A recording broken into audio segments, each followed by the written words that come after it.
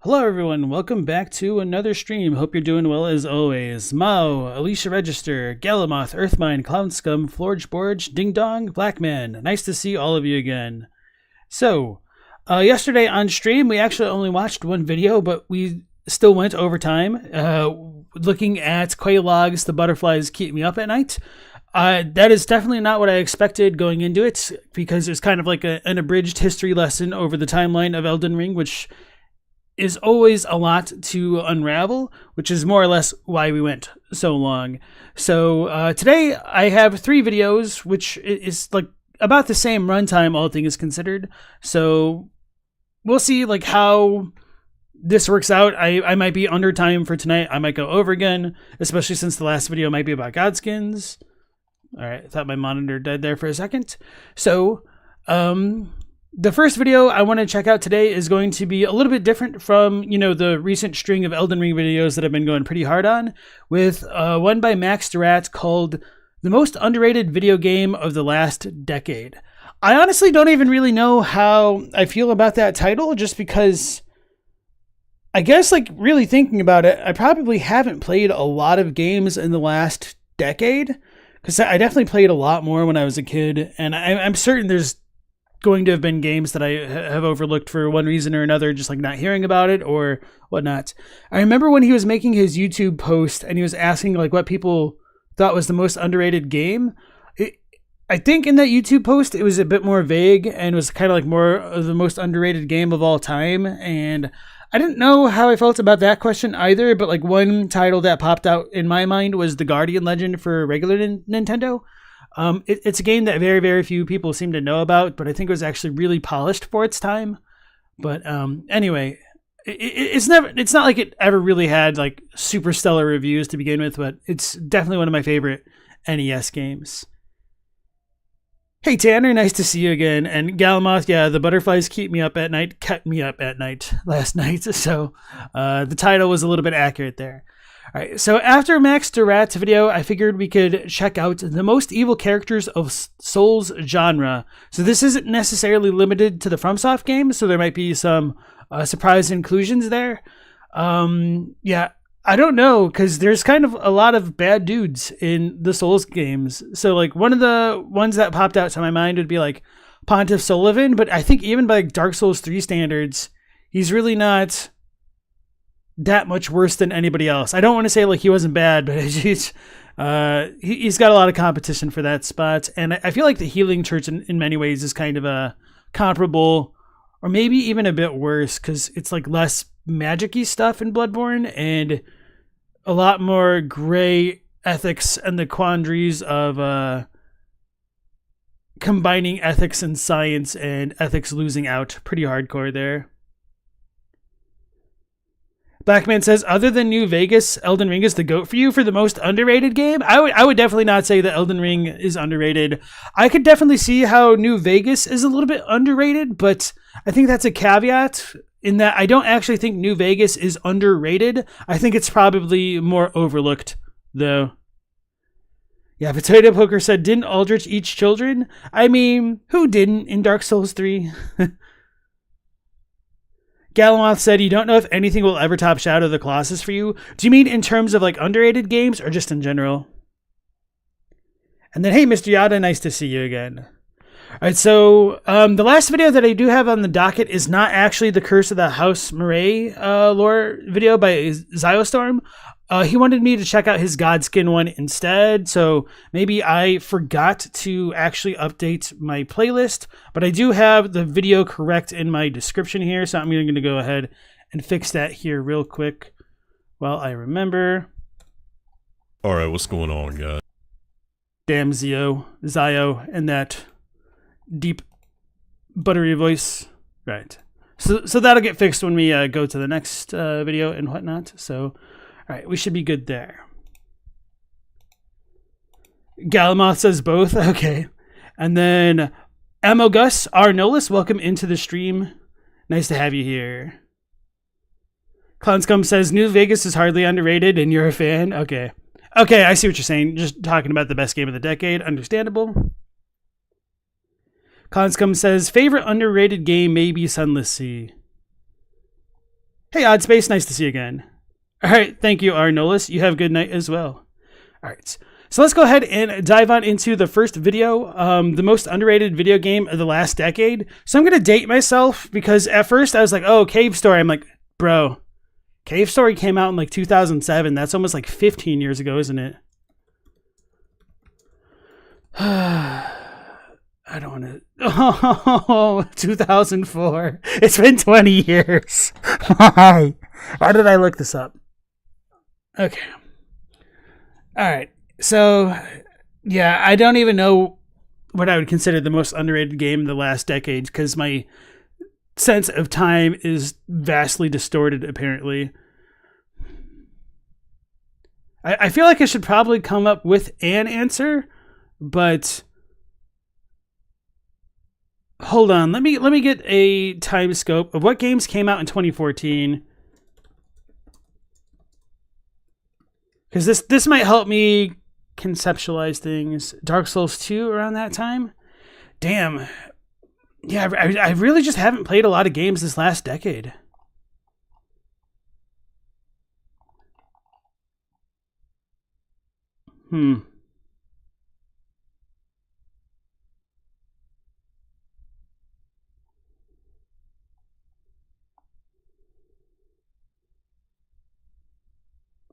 Patapone is like way earlier.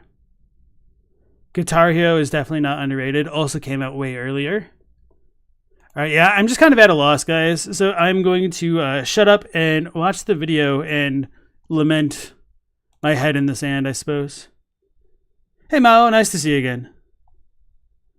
Have you watched Tim Diggity's video on the DLC trailer? Is that the newest one that he just posted today? I do like to try to have the videos like settle down and like maybe try to watch them typically around a week after they premiere, so that way I don't unintentionally like cannibalize some views or anything like that. Not that like my channel's like super big or anything like that, but I don't know.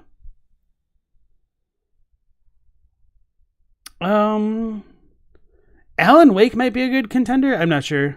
Okay, so that one that came out last week. If it's the Miquella is Melina video, then I have seen that, yes.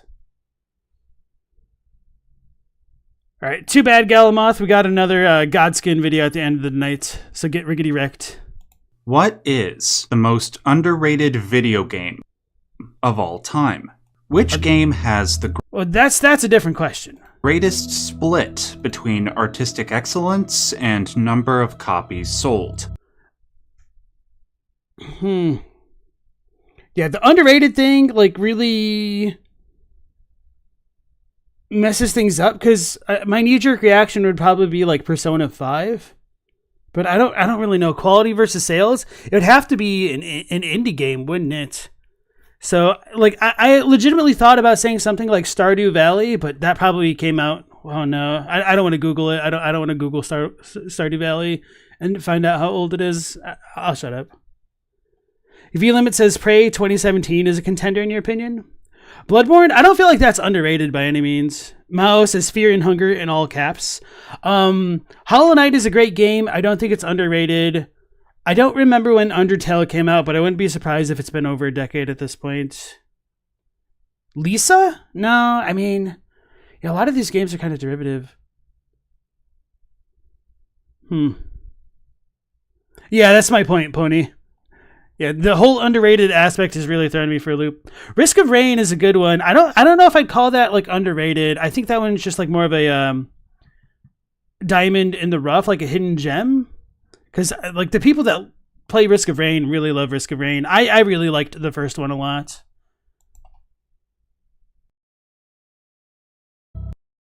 The games that I tend to see most commonly cited include Okami, Eternal Darkness, or one of many Shin Megami Tensei games. Truth be told, though, there are hundreds of sublime, underrated experiences that I could list alongside those games. But if I were to pick just one game, one that I would rank above all these other amazing experiences, it would be the Talos Principle. To those who Oh yeah, I've got like a general understanding of this, and I might be confusing this with another game whose name I don't recall, but anyway. have no knowledge of this game, imagine the puzzle solving of a legendary game like Portal combined with the philosophical depth of a game like Soma. That is what the Talos Principle is. It is a... What game do I always confuse this with? The one where when you like start off in an office, essentially, and the narrator describes what you're doing, and if you don't listen to what the narrator tells you to do, he like relentlessly makes fun of you until you pretty much inadvertently end up killing yourself. Stanley Parable. Yeah, for some reason, like I cannot differentiate the Talos Principle and Stanley Parable. Thank you, V-Limit. Yeah, so this is kind of like one of those other Outer Wilds, Outer World situations for me. Like I know they're different games, but maybe it's like seeing this video will help differentiate them for me. So then Scaleezy, or wait, no, it wasn't Scaleezy. Ponyboy said, you feel like hidden gem and underrated are synonymous? I can understand why you'd feel that way, but for me, I think like the biggest difference between a hidden gem would be one, like it's recognized by the people who've played it, whereas one that would be underrated would be one that's overlooked, even though it's gotten like a fair shake. So like it could be a well-known game that people just sleep on, whereas hidden gem means like probably a lot of people don't know about it, but would enjoy it if they did know about it.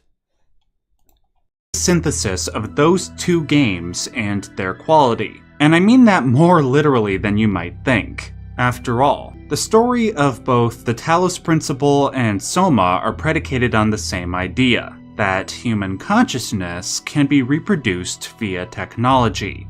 Though this notion is explored in many of the same ways in both games, there is one major difference separating the two.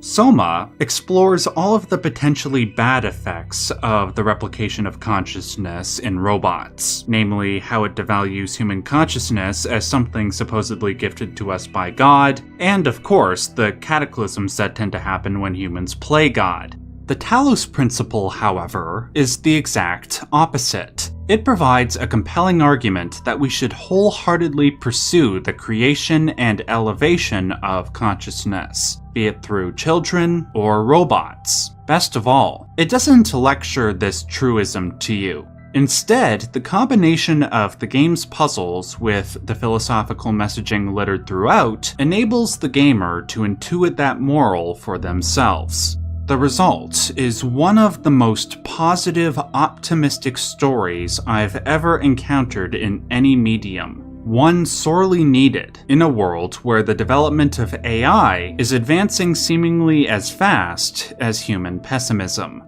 Naturally, because I hold the game in such high regard, I could only react with peak excitement, but also peak skepticism when I heard that there would be a sequel.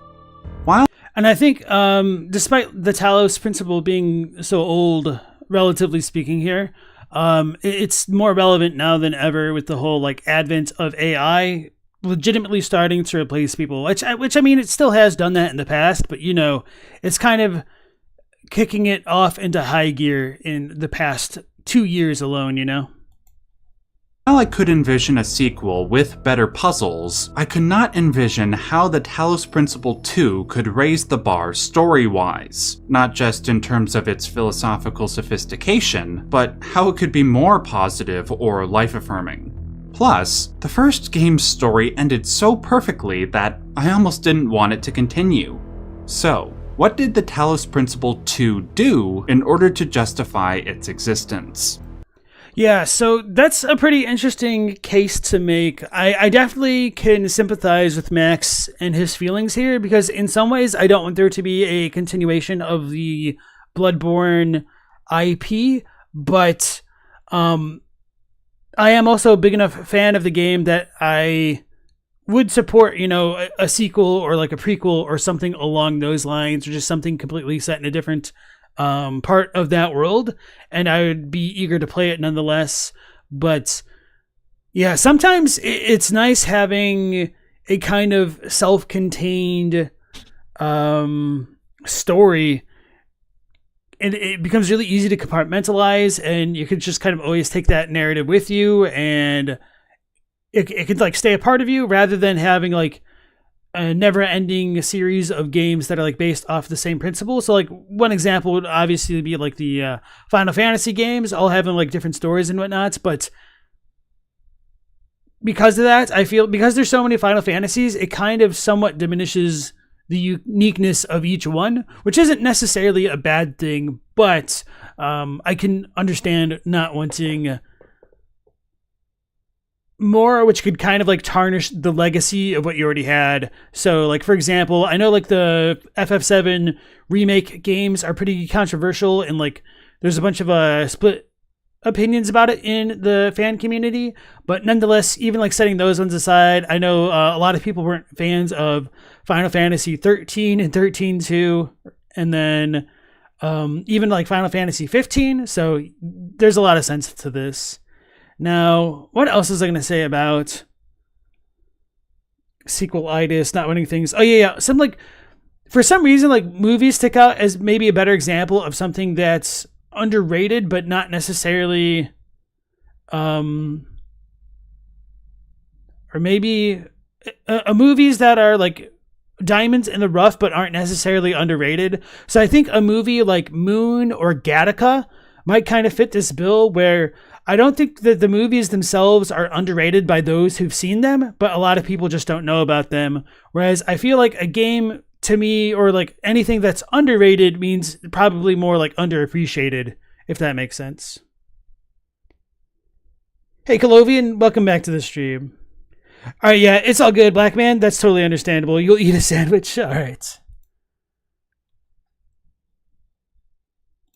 It took that life-affirming message from the first game and tested its strength to see how well it holds up against the most thorough pessimistic arguments and the worst of life's tragedies. Having recently completed the Talos Principle 2, I can firmly say that this choice in narrative direction, combined with the upgraded level and puzzle design, produced an experience that surpassed the first Talos Principle in almost every conceivable way. That is amazing. When you have like low expectations going into it, you have like all of that uneasiness and apprehension of like the legacy of the original potentially being tarnished, and then just all of those worries being thrown out and exceeded beyond your wildest imagination had to have been completely amazing. I'm a little bit jealous. Gattaca mention, indeed. So while we wait for it to buffer, if you guys have never heard of the movie Gattaca, that's a high recommend from good old Protag here. By confronting the gamer and the story's characters with the darkest and most difficult aspects of life, the Talos Principle 2 shows not only how bright the light of consciousness can shine, but the power it can confer to any person that says yes to life, regardless of background or intelligence. With this in mind, it is such a shame that this game has sold only around 240,000 copies. Going by my definition of underrated that I mentioned before, I don't think there has ever been a greater divide between the quality of a game and the number of people playing it, which easily makes it a contender for the most underrated game of all time, or at least the most underrated of the last decade. Now, I understand that it was released in 2023, which was a pretty stacked year for games, but still, I don't want the game to be forgotten as people work through their backlogs or, I don't know, as they finish their 7th playthrough of Baldur's Gate 3. So today, I want to discuss how the Talos Principle 2 builds upon the brilliance of its predecessor. Before I do, I will quickly explain how story spoilers will factor into this analysis. For the first part of this video, I will be providing a spoiler-free synopsis of the Talos Principle 2, but in order to do that properly, I need to spoil the story of the first game. If you have never played the first Talos Principle and don't want to be spoiled, bookmark this video and come back to it when you're done. Alright, so now we are at an impasse because I haven't. I also really never had any intention to play the Talos Principle. Not because I disliked the premise or anything. It's mostly just because I didn't know enough about it and it never really showed up on my radar as a game to be on the lookout for. And also, to be fair, I confused it with the Stanley Parable, which kind of interested me a bit more from the little bit that I knew of that game. So first off, Oswald, welcome back to the stream. Nice to have you. Second of all, maybe I should stop the video here and then just call an audible and check out something else instead, which will kind of suck, but I mean, it is kind of what Max is recommending here, and I just don't know if I'll ever go and play the Talos Principle despite the glowing review here. That's nothing against what he's doing. I just don't know enough about it to know if it'd really catch my attention here. So, All right. Let's go ahead and move on. Maybe I should save this to a watch later thing sometime. Then take that off the React stuff for stream. Okay, so I'm going to go ahead and switch the video then into the most evil characters of the Souls genre, but I'm going to go ahead and like and share Max's video so far, because there was not anything in it which I disliked, and I appreciated the upfront honesty that he's displaying here. Hey Diemo, welcome back to the stream. You'd recommend playing the game? Cool. Yeah, I'll probably need to look at some trailers or gameplay videos because it really flew under the radar. So, all right. Let's check out the most evil characters of the Souls genre by Brolo. And this is kind of messed up, but when I see Brolo, I know. My brain auto-completes it to Broly. I'm like, oh yeah, Broly's going to tell us about villains? Okay. All right. So here we go. I know. It is hard to believe there are evil characters in these friendly and peaceful games, but brace yourselves. They do exist. Well, today we will talk about the most evil characters in Souls games. Some are wannabe villains, and some are the embodiment of everything that is wrong in their world. So naturally, I will rank them based on how evil they are. Grab a snack and get ready, because this will get interesting. Also, if you don't want to end up on the villain list, like and subscribe, or I'm putting you right at the top of the list. The ancient Manus is a beast. difficult character to talk about. His existence brought more destruction and fear to the world than even the chaos itself, and he is without a doubt the most dangerous creature to ever exist in the world of Dark Souls. None of his actions had an evil motivation behind them. He is indeed evil, but he was following his nature, and that's kind of a weird argument to make. Maybe like my definition of evil is a little bit different, but this is something that I've like thought for a long time, in that in something like Lord of the Rings, even though Shelob kind of eats people like the giant spider monster and whatnot, I wouldn't necessarily characterize Shelob as being evil, and maybe this isn't the best example, so maybe I should just say like your random generic giant spider for like a fantasy setting, trapping and killing people and consuming them. I don't necessarily think that's evil, because it's just kind of acting in accordance to its nature, which is to survive, which isn't too different from our innate nature as humans to survive. Of course, we have a little bit more flexibility by being omnivores and can eat like plants and stuff instead of animals. But, you know, generally speaking, I think a component of evil more or less would necessitate a kind of underhandedness or a little bit of a betrayal of expectations of goodness or neutrality, at least, which I don't really think indiscriminate killing or consumption for the sustenance of an organism like truly falls into. But, you know, that's just kind of my take on it. And Potato says Seath is pretty bad. Yeah, I would be more comfortable with saying that Seath is more evil than Manus, because he seems to be legitimately kidnapping maidens and conducting experiments upon them against their will. Whereas Manus is like, bro, where's my pendant, bro? Y'all took my pendant, bro. Where's my pendant? And of course he kind of does inadvertently kidnap a maiden, but he doesn't exactly have the most stable presence of mind, which is like why we have the whole plea insanity defense, at least in the U.S. legal system. It's like they're not of sound body and mind enough to really be fully responsible for their own actions, which is kind of how I feel about Manus.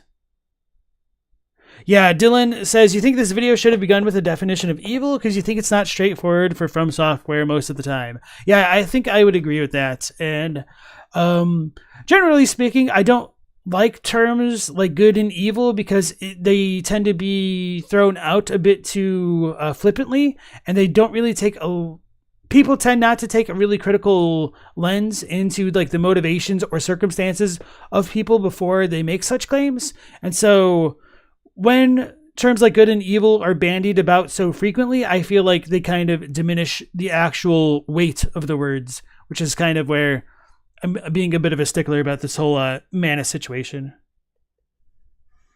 Yeah, Murder Your Memory and agrees, and welcome back to the stream. Evil requires a sentient being to symbolize the action, so yes, animals can't be evil in that sense. And with that being said, like, people associate evil with like demonic beings and animals, but for me personally, I don't necessarily want to construe that as actually being an evil act, because it seems a bit more mindless, whereas I feel like evil should be more mindful to like fully count. So like Cujo from like the Stephen King novel, I wouldn't, let's say like a dog with rabies is evil, just it's a terrible situation. Yeah, Ponyboy says, for them, evil is making a self-centered choice that harms others when an alternative is present. I don't necessarily know if self-centeredness has to be a factor for evil, and if we want to like take a look at like the D&D alignment chart, some people just like stirring up the pot and could be chaotic evil and not necessarily be self-serving in that regard. Colovian asks, wouldn't evil require sapience on the acting figure, awareness of one's actions and the scope of things beyond yourself? Potentially. I would need to think about that more, because, I mean, there's probably some counterexamples worth considering, but that's a really good question, though. Galaxy says it depends on the animal. Dolphins are pretty evil. Well, I don't want to touch that, but I hear you. All right, let's go back to the video. This is why I decided to place Manus so low on. Oh boy, come on. the list. Manus was a primordial human, the virtue pygmy who was so easily forgotten. In the ancient times, long before the Age of Fire, Manus was a simple human roaming the underworld. He possessed the powerful dark souls. We can say he was the father of all humanity. With the immense humanity and dark soul he possessed, he created the early form of sorceries quite the opposite of the one Seath the Scaleless created.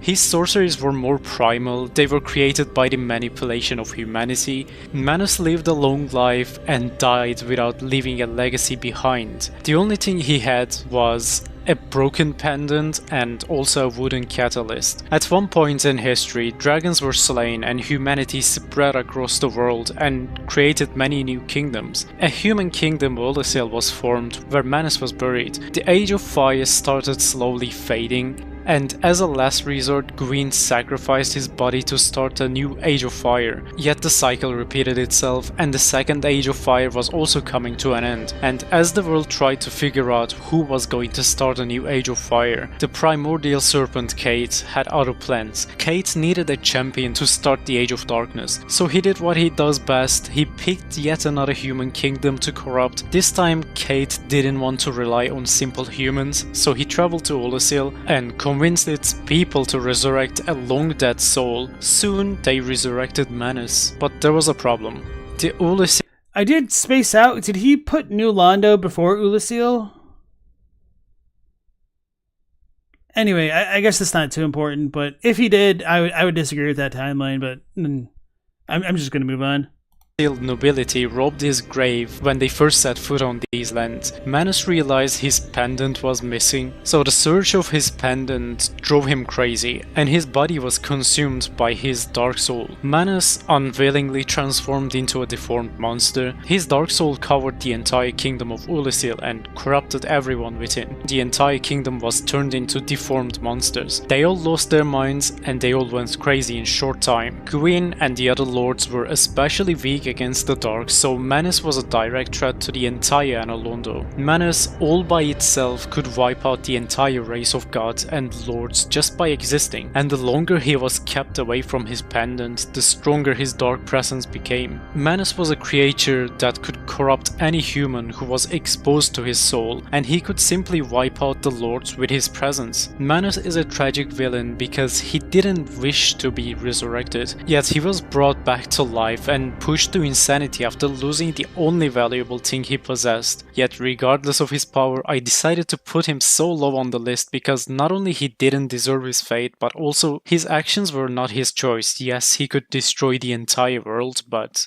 that's not because he enjoyed it, that's not because he wanted to destroy the world, but he was resurrected and he just went mad after losing the only thing that he owned. By the actions of others, he turned into a monster that could just destroy the world. So yeah, it seems like we ultimately agree in our assessment of Manus there. So maybe it's just a little bit of an unfortunate choice of words to initially imply that he was evil when I don't think many people would actually want to call Manus evil in the traditional sense there. Auto captions are goldmine? Yeah. The all-knowing. Who is more evil than building up his character for the entire game, only to end up with a terrible boss fight? Well, I said it for Gideon Ofnir, but now that I think it again, I think it applies to a couple more bosses on the list.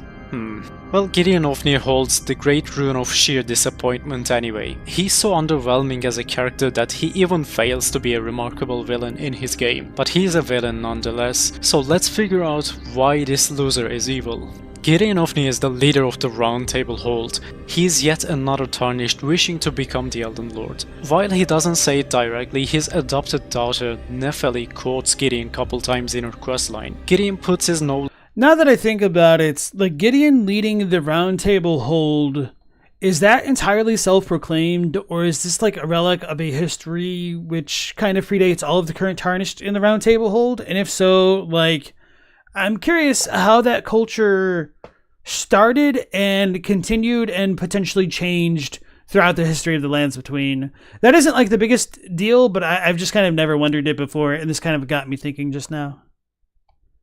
He just ended Gideon's career, damn. Hey, Ryushun, welcome back in. What's this stream about? Underrated games?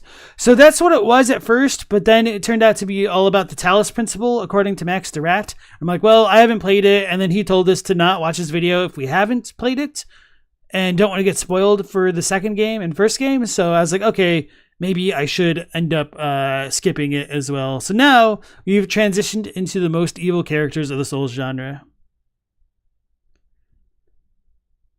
Yeah, Gideon is definitely a Saruman type figure. That's a pretty good comparison, Cornthal. Or Cornthdal. I'm gonna have to roll with that one for now, yeah.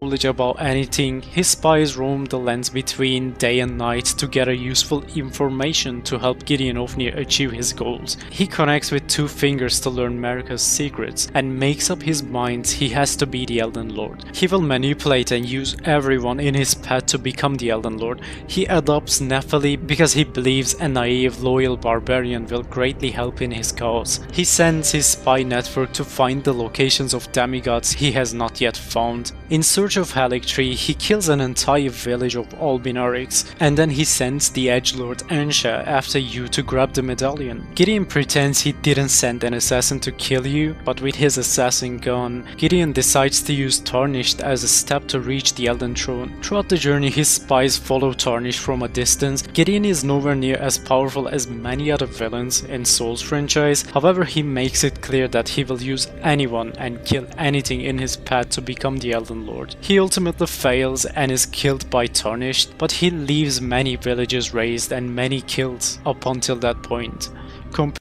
Yeah, I would definitely agree that Gideon is pretty high up there in terms of the evil. I don't necessarily know if he's as bad as a character like Sulyvahn or potentially Mohg, but there might also be some like weird Miquellan magic which could have inadvertently created that Mohg situation, which I'm not trying to defend, I'm just trying to make sense of.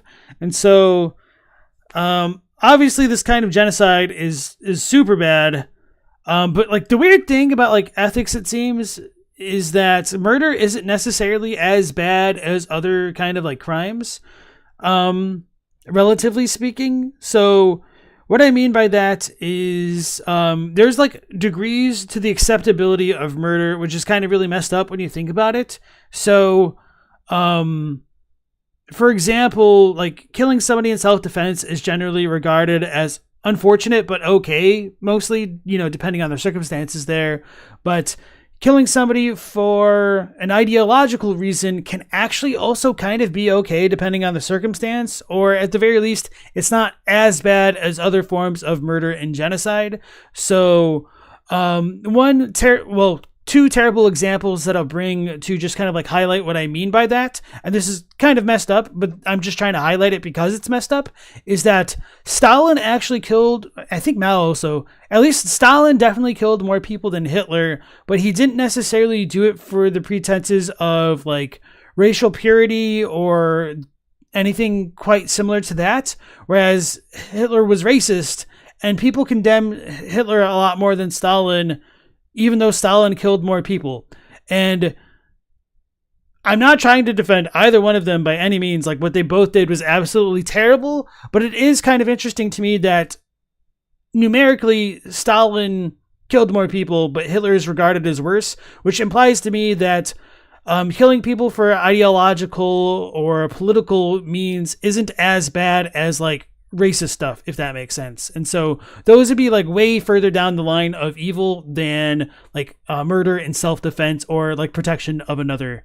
So Gideon kind of going in the whole route of genocide to find the Albinoric woman so that way he could get into the Erdtree is pretty damn bad, but at least he's not racist and doesn't overlook the wills of individuals like with like the Nephili situation. But even that has got a huge caveat because he doesn't really actually seem to give a damn about anybody's will if he doesn't really care that we would turn Nephili into a puppet and really try to stop us. So, yeah. Sorry to get on such a heavy topic. I probably should have thought about the consequences of that before checking out this video, but oh well. Sometimes I think we just need to be real. It's all good, Oswald. This makes Colovian and Hester wonder when the Tarnished were summoned back to the Lands Between, as in how long ago did that happen? It seems like it could have been a potentially very long time, especially depending on if one thinks Vike befriended Landsax and her potential human form like way earlier in the timeline, or if that was like still pretty well after the shattering of the ring and stuff. So beyond that, we also have like the weird situations where we technically have Tarnished in the shattering stuff. Like Jaren is best friends with Radahn, but Jaren is a Tarnished. Did he stay behind? Was he not like banished with everyone else? I think that might be a strong possibility, but it's still kind of annoying to me. Chudboria, welcome on in. You said killing a cockroach is seen as good, but killing a butterfly is seen as bad. I think it's relative, but I understand the point that you're trying to make. Yeah, people won't feel bad if you kill a mosquito, but there will be a little bit of regret for killing a butterfly indeed. Chadwick said tyranny versus evil, Stalin versus Hitler. Tyranny. That's kind of an interesting way to put it, because I mean both definitely had like tyrannical actions behind them. But is tyranny necessarily evil? I would kind of think so, but maybe it's not just like absolute evil, which is probably closer to what like Hitler envisioned.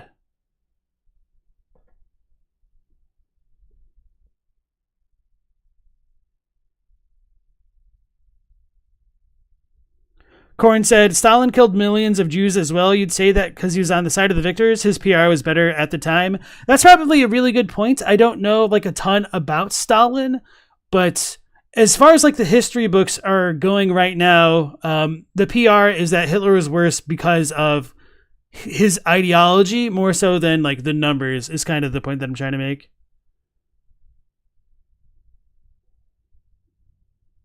Dylan said, honestly, the thematic heaviness of FromSoft games, as with many other things, is sometimes part of the appeal for you. Understandable, thank you. So yeah, like this stuff is like a content creator is kind of like one of the harder waters to navigate for me, because I know like not everybody is super interested in this stuff. I tend to be, but generally speaking, I try to avoid the topics of politics and religion and philosophy to a lesser degree because of how quickly the topics can devolve into like shouting matches. So I try to be very respectful, because I don't necessarily think my platform is the best place for people to really hash out these differences. But I am willing to entertain things as long as people remain respectful and civil in their discourse with each other.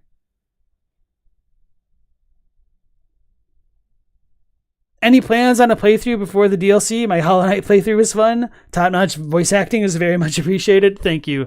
I kind of want to. I'm not sure I'm actually going to have enough time to go through like a playthrough, because I mean there's still content I want to cover.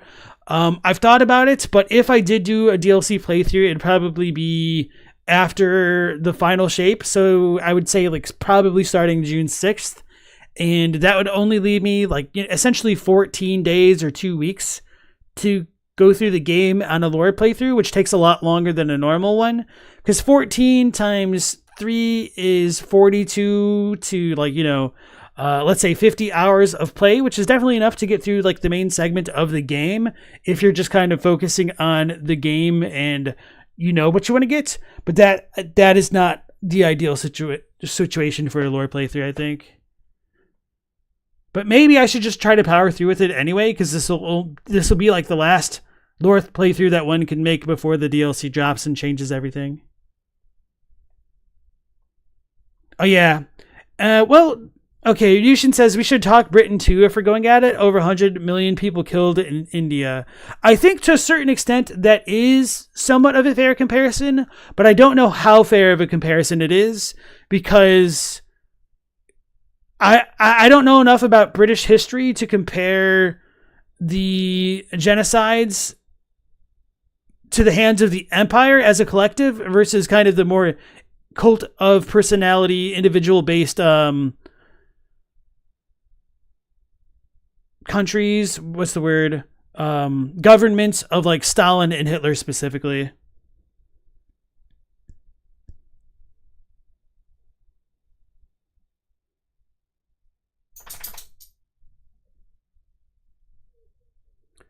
Ponyboy says, maybe it's because killing in the name of a cause implies that eventually there's an end to persecution, but killing based on racism is in perpetuity. Well, I don't really want to get down to like the most logical ends of it, but both of those do technically have an idealized end, which both are bad, but for some reason, as a human, maybe culturally, we don't see ideological genocide as bad as like racist genocide, which is kind of understandable because like ideologies can be changed and race cannot, or ethnicity, but I mean, it's still genocide, Yeah, it's just a rough topic.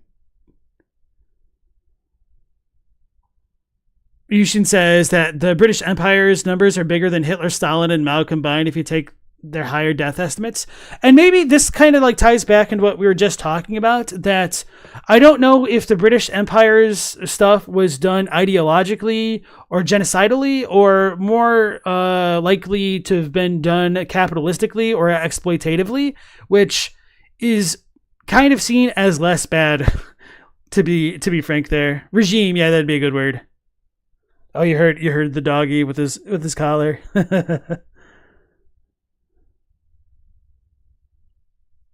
Exactly, Colovian. A lore playthrough could be short, but the thing is with Elden Ring, like a lot of it is really white space taken up between traveling to areas. So if I did a lore playthrough, I would probably consider just going to as many places as I could off stream to just teleport between sites of grace to speed things along, but also having the time to like talk to chat as I travel to places can also be valuable, so it's a balancing act. Forgeborge, welcome back. I don't remember if I said that. You said the power of propaganda should not be underestimated. Stalin stood with the Allies during the war, and as such, his atrocities got downplayed for the sake of cooperation. That's very true as well.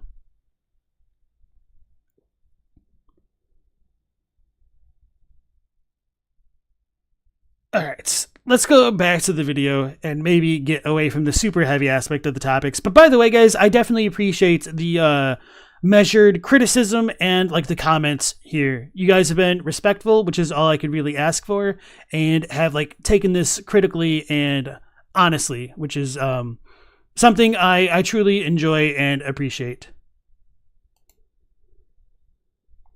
Compared to the other villains in this list, he is not as dangerous or as powerful as some of them, but once again he decides to be the Elden Lord and he just kills and uses everybody in his path to achieve his goal. But what are you gonna do? In the end he just offers a terrible boss fight and just dies like a regular enemy. Quite the underwhelming character entirely because...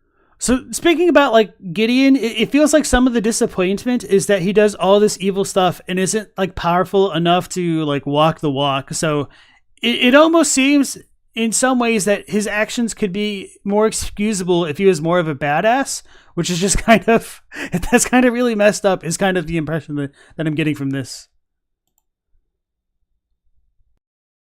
Because of his boss fight. Before the Lords took over, Archdragons were ruling the world. I was watching the state of play and I turned it to 4K for stuff, so that's probably why we're having so much more like stuttering. Majestic dragons were roaming the earth, covered in nothing but fog and grey rocks. Gwyn's army and all the other kingdoms were no match for the everlasting immortal dragons until Gwyn found a way to kill these immortal dragons. Archdragons are immortal as long as they possess their stone scales. However, among these dragons, there was one dragon inferior to all of them. It was Seath the Scaleless. Seath was a unique dragon in every aspect. He was not immortal, but his deformed body was infused with the moonlight. With the favor of the moon, he studied his body and created the sorceries. However, among the everlasting dragons, he never found his place. Being the father of sorcery, having the moon by its side was not enough for him. He only wanted to be immortal, so he rebelled against his own kin. He sided with Gwyn and fought against the dragons. He betrayed the dragons. You see, Seath willingly So it's kind of hard to pause when he like talks so much. So now that I think about it, I never really truly considered to compare the moon and the moonlight of Seath with all that crystal magic to the situation of the moon in Elden Ring. Not necessarily because I didn't think that it could apply, but because I've tried to treat Elden Ring as its own entity.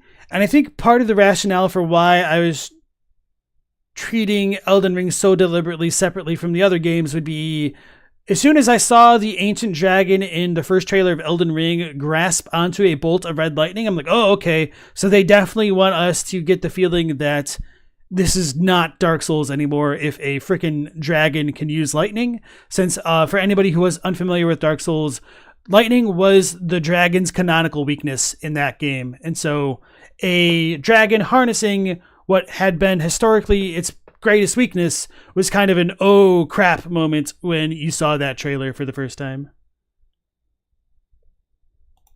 Participated in the destruction of Age of Ancient, just so he could have a chance to learn about the secrets of immortality. And he was successful. Among the fallen archdragons, he found the primordial crystal. With the help of this crystal, Seath became immortal, but his body was still deformed. He still had no scales, and he had no eyes. His immortality was a fake imitation of his kin. He wasn't satisfied. He became the Duke and took over the royal archives. With the knowledge of the entire known history in his hand, he started studying. His hunger for true immortality was the catalyst for his downfall. No matter what he did, he couldn't find answers, and he slowly lost his sanity. After countless experiments, he created Priscilla, but her powers were too strong for even the gods, so without even thinking, he trapped Priscilla in a cold painting. He formed channelers and snake men to be his eyes across Lordran. With the help So to be fair here, that is kind of speculative, but I think it's pretty likely given the very little information we have about Priscilla and the dragons and the kind of hybrids in the game. And Priscilla is kind of called like Priscilla the Pure White in Japanese, and I think Seath being called the Pale Drake in English might put a little bit of a distance between the two, because Seath is called like the White Dragon in Japanese or something like that, and Priscilla is pure white, and so there's more of a through line between Seath and Priscilla, which I'm forgetting the specifics about right this moment. So anyway, I do want to be clear that even if I kind of agree with the overall assessment here, it isn't quite set in stone, unfortunately.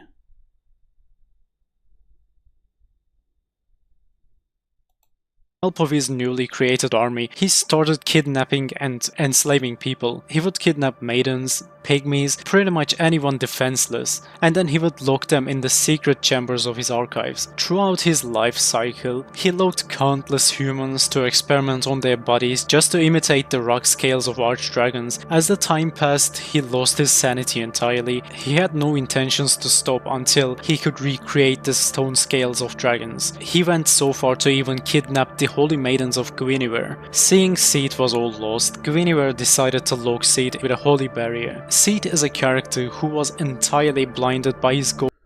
And he's blaming that on Gwynivere. I don't know how fair that is.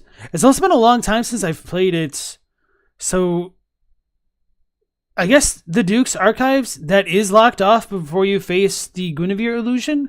So if anything, I would assume that's more of like a Gwyndolin thing, but maybe it is originally Gwynivere. I guess it's not that important, but I mean, why am I saying that? We always quibble about every little detail in these games, so it is kind of important in the grand scheme. Anyway, I thought there was something else I was going to say about this, but I'm drawing a blank.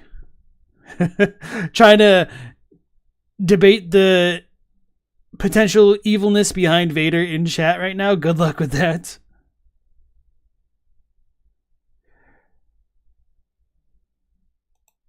To replicate stones. Okay, I remembered. So yeah. One of the interesting things to me about Seath is that the way he kind of went mad is cool, because I don't remember how clear it is in the English. I think it's pretty good. He peered into like the nature of the soul, which means he peered into like the nature of life, and that's kind of what drove him mad, and Logan follows suit. And this is a huge theme which is consistent across the Dark Souls franchise, which is just like very fascinating to me. It's like the more you peer inward, like the more myopic your sight becomes, to the point you become like delusional. And because Seath is literally blind, that kind of fits super well with the term of, damn, what do they call him in Japanese? I made a video about it. It's been such a long time since I've looked at Dark Souls stuff earnestly.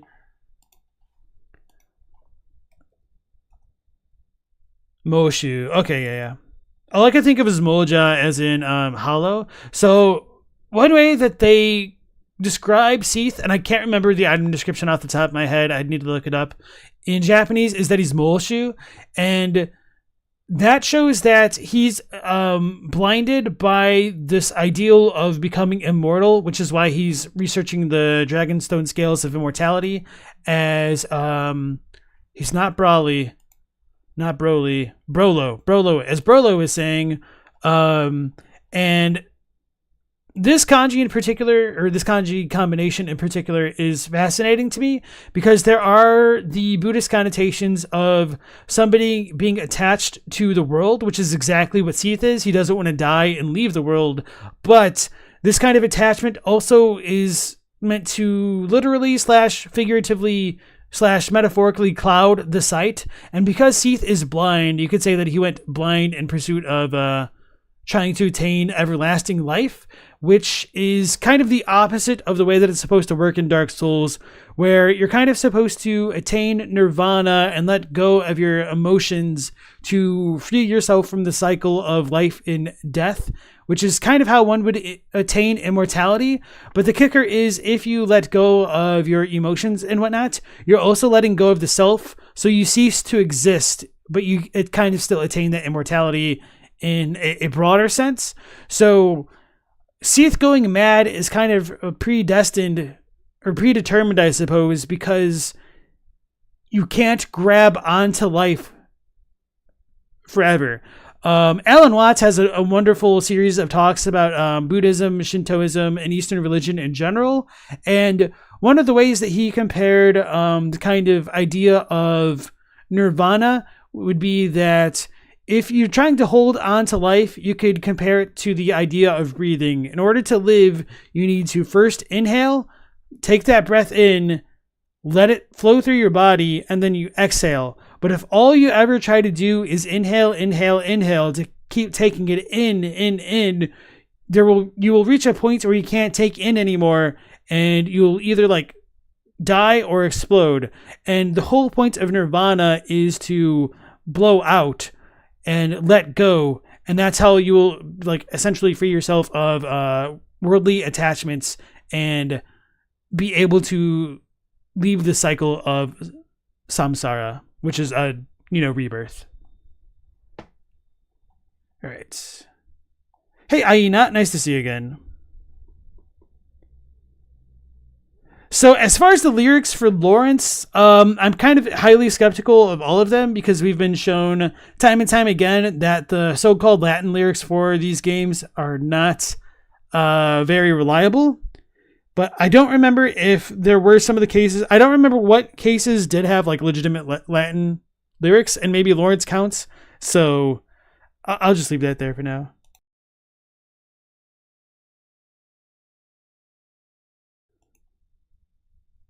All right. I'm going to leave the Vader comments alone because you guys are getting a little bit fired up there in the chat. All right, let's go back to the video. Scales, and there was no stopping until he achieved his goal. After all, even the gods of Anor Londo couldn't kill him as long as he possessed this crystal. As a result, he kidnapped countless people to experiment on them, and he turned them into deformed creatures. He would destroy another age without hesitation just to become immortal. In the end, because of his actions and these non-stop crimes, he was locked by the nobility, and he stayed in his archives until he was killed by the Chosen Undead. Mohg comes nowhere near as close as some other villains you will see towards the end of this video, but he's still one of the most evil characters in Elden Ring. Mohg, just like his yeah, so I would definitely agree that Seath is higher up on that scale. I'm trying to think if there's anybody in the Dark Souls franchise that's kind of like more quintessentially evil, but I mean, Seath is certainly self-serving, but he isn't quite like, he doesn't quite reach that threshold of like super evil to me that I think like others could reach, in that the actions that he does is done with a purpose, not necessarily to screw anyone else over, but it's just because he places himself first.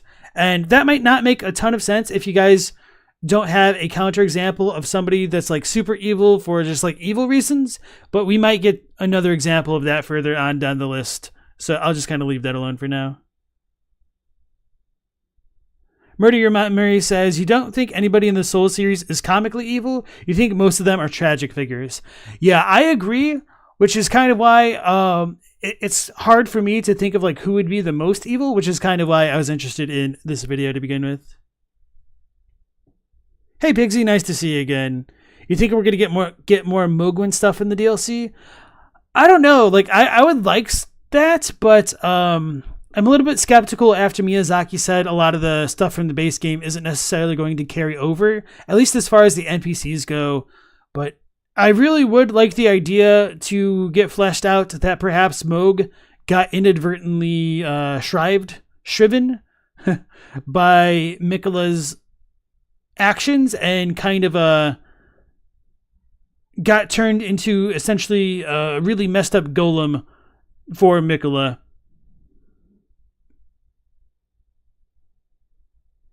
I don't think Sister Frida is like evil. I think she's just kind of deluded and wants to let go, but yeah, that's not the best for the people around her.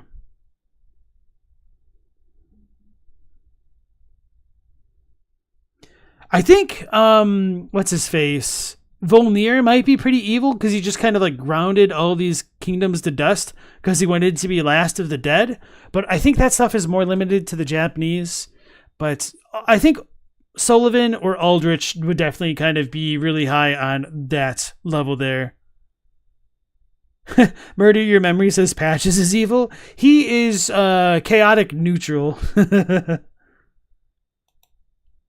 Twin brother Morgoth is just another lovely omen playing as a god. Born as an omen, twins were locked in the Subterran Shining Grounds. There, Morgoth tries to escape from his curse and serve the Golden Order. Mohg, on the other hand, accepts his omen curse, he refuses to cut his horns, and one of them eventually grows so much that it pierces through his eye. Such pain gives him a vision to connect with an outer god called Formless Mother. Learning the cursed blood magic from this new god, Mohg escapes the Shining Grounds and forms his own dynasty in a hidden location. Being an omen, Mohg was locked underground for almost entirety of his life. Mohg knows he is no match for most of the other demigods, so he hides. After the Shattering, during the peak of the war, Mohg sneaks into Erdtree and kidnaps his half-brother Miquella. Miquella is an Empyrean with the potential to become a god, and his absence does more damage to lands between than Mohg could ever imagine. Erdtree is a safe haven for everyone who seeks shelter, and with So I don't know if I would agree with the idea that Mohg knew that he was weaker than the other demigods. I've wondered how much of the so-called bloody conspiracy Mohg may have played a part in, because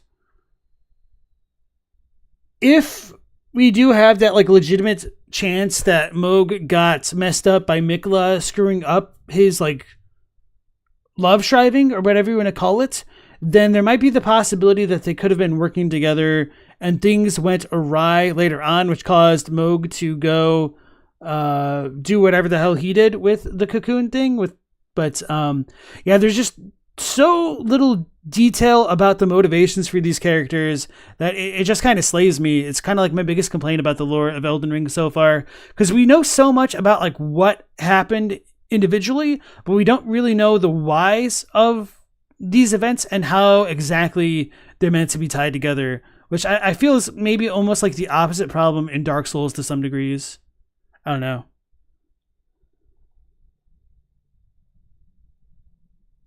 Yeah, Pigsy thinks Mohg wanted to do his own thing. Yeah. It is also unknown when he went and encountered the Mother of Truth. And so, yeah, it's just all kind of a blank slate there.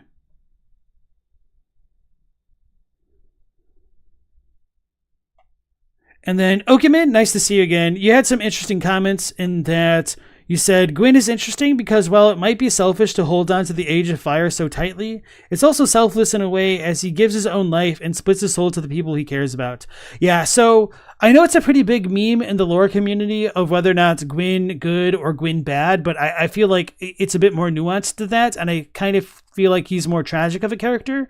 So this is going to be pretty speculative headcanon here, but I do think Seath probably had the blessing of Gwyn to kidnap maidens and whatnot, and I think my rationale for that would be that they kind of knew that the fire was fading, and so they may have tried to create a perfect vessel for the flame, but they failed with like Priscilla and all of the other Pisaka type maidens, and eventually Gwyn just had to take the nuclear route and sacrificed himself to prolong his age, and Seath just kind of like continued doing what he was doing best and losing his mind in the process, and nobody just kind of like fixed what was fundamentally wrong with the universe of Dark Souls. So Gwyn kind of does a bad thing, but as they say, the path to hell is lined with good intentions, and that's kind of how I view Gwyn there.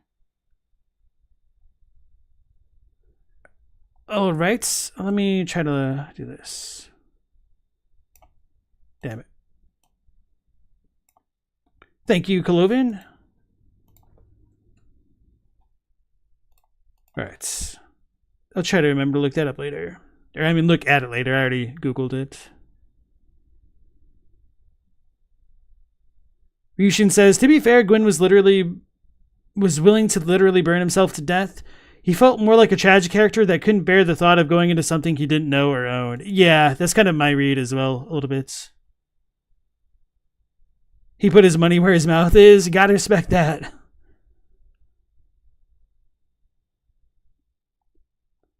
Florgeboard said, Rykard might qualify for the closest to comically evil or the dreaded doo-doo devourer, if you think about it. So, yeah, I guess Rykard might be kind of comically evil, but I think there's a bit of a caveat in that Rykard is kind of, refusing to be part of the Order by essentially embracing the Order, potentially to the most fullest extent of all the demigods, which I think that might be why Miyazaki said Rykard was his favorite one, because he takes that ethos of a crown is warranted with strength, the fullest of all of the demigods that we've seen so far, and he kind of does it in a bit of an underhanded way, but I mean, if you're going to stand on a mountain of corpses anyway, what does the methods matter so much?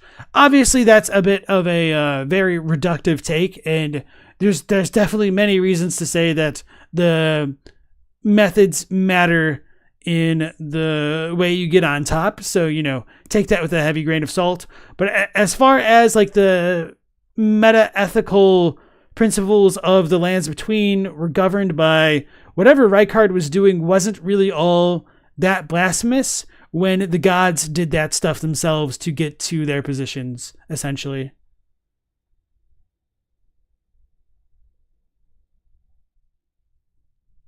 You want me to check out your comments on Gwyn?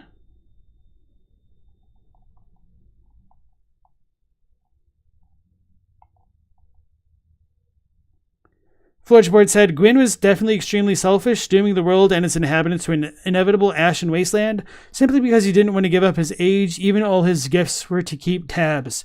So, I only think we can really comfortably say something like that because we have the luxury of not being in that Dark Souls world. So, if I were to say to you that,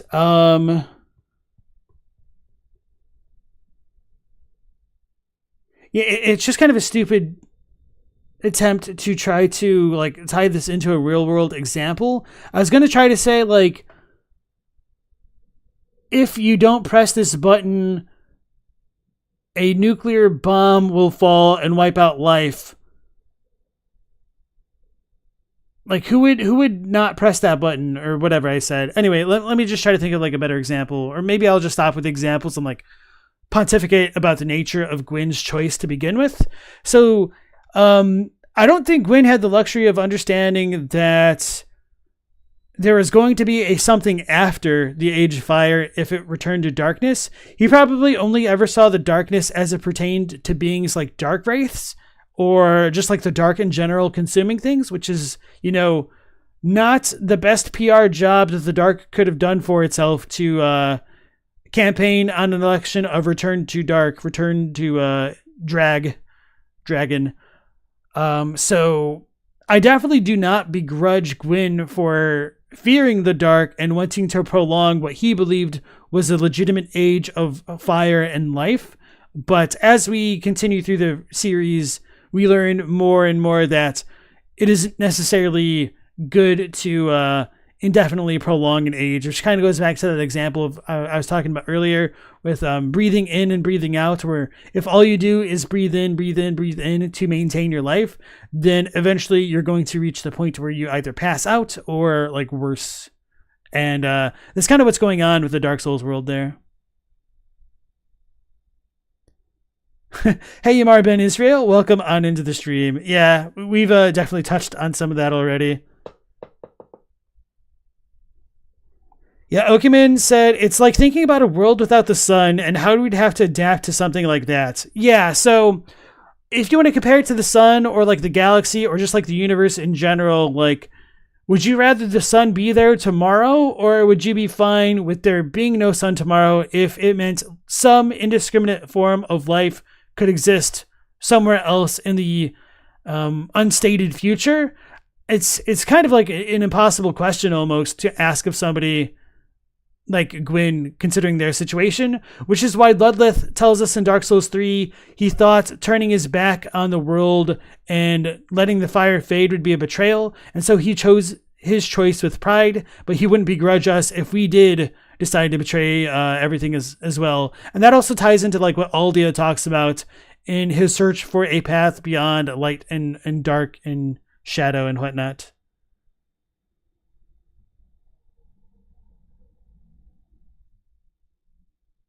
Hey, Dastardly Duo, nice to see you again.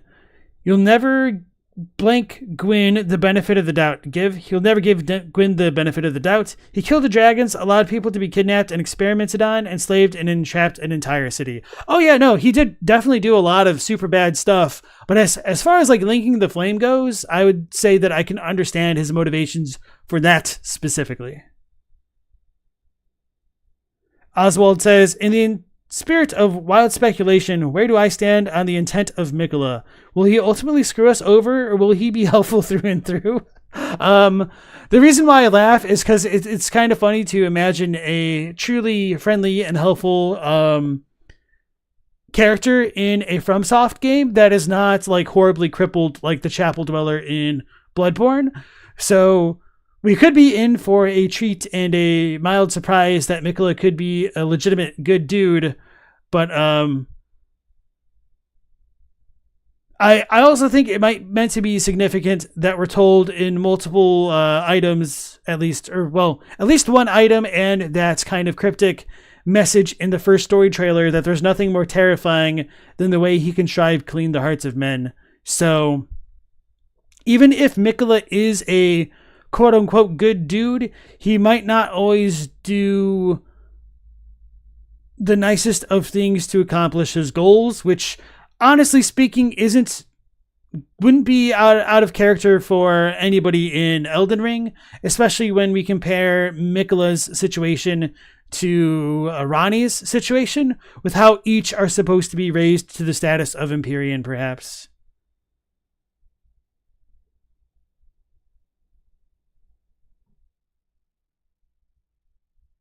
Dylan wonders if there will be a tragic, understandable thing with Marika. We'll have to wait and see. Potato wants Miquella to be bad because you want his 6 spells and weapons. I'll pose you this question, Potato Poker. Why he got to be bad to get those got? And Stella, nice to see you again. You kind of see Gwyn as working to prolong the status quo at any cost, even if it means eventual collapse or worse. So yeah, I think there are charitable ways to interpret Gwyn's actions as well as uncharitable ones, but it's kind of part of the messy part of life, trying to wade through the morally gray waters to come to our own conclusions about these characters at times. It's all good, Dastardly Duo. I appreciate that. Dylan likes the idea that Miquella could be naive rather than evil, which could also track as well, because if he is supposed to be portrayed as a child for eternity, then that sense of childlike wonder and naivete could follow as well.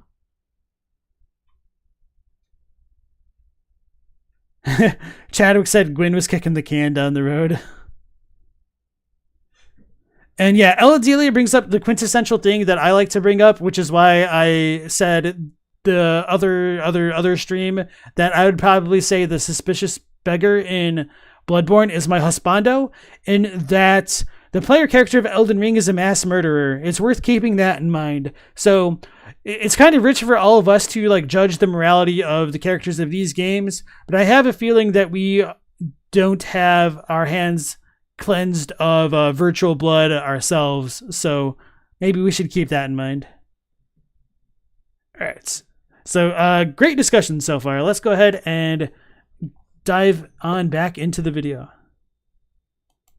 Miquella gone, Erdtree loses its power and dies. In his absence, an alloyed gold needle remains unfinished, leaving Malenia forever infected with scarlet rot. Mohg kidnaps him in order to strengthen his own dynasty. He kills Miquella and tries to resurrect him with the cursed blood. He shares Miquella's bed chamber and spends countless days there locked to resurrect Miquella as a god. And at that point you can imagine what happens when Miquella was locked in a bed chamber with Mohg. No matter what he does, Miquella remains unresponsive, so Mohg just decides to hide with Miquella's body until he magically resurrects again. Mohg's goal is to create a god, take over the lands between, and replace the Golden Order with his own dynasty. His army consists of Albinarics who are manipulated with the cursed blood, an army of mindless slaves. His followers are murderers who killed their maidens to enter Mohg's palace. He killed so many people in his palace that he created rivers of blood, not the weapon.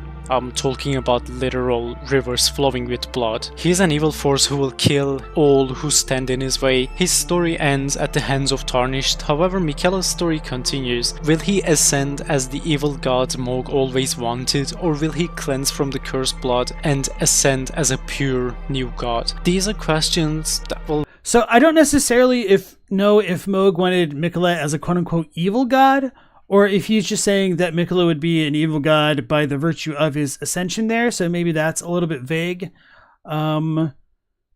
Because we're kind of told of Miquella and Malenia and their birthright as Empyreans, and that Malenia's Great Rune should have been the most holy of all, I think that's probably supposed to be a bit of characterization that could be extended to Miquella as well, that he should be a supremely divine being as far as the Lands Between goes. Galamoth has a feeling that some of the new NPCs will be pretty good people that we end up having to tragically kill because they're bewitched by Miquella. Maybe. Or maybe they're only being good because they're bewitched by Miquella. That'd be a pretty interesting subversion of the trope there. Ryushin says, strangely enough, you don't think Mohg's followers were coerced or forced to obey him.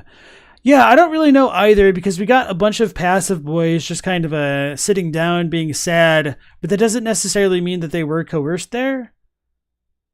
I would need to double check a lot of the like impaled figures down here, I guess, for like what's going on here. And Dodd Moros, welcome into the stream. If Miquella wakes up in a blood-corrupted cocoon, you can see him waking up evil and warped. Maybe. I don't necessarily think like the cursed blood of Mohg itself is necessarily evil. So I think a lot of that also depends on people's individual interpretations of what the Mother of Truth represents, and whether or not wounds themselves are meant to be understood as evil, or if the Mother of Truth is made evil after the fact because the way to commune with her is just kind of intrinsically linked to something that is unwanted, I suppose. Alright.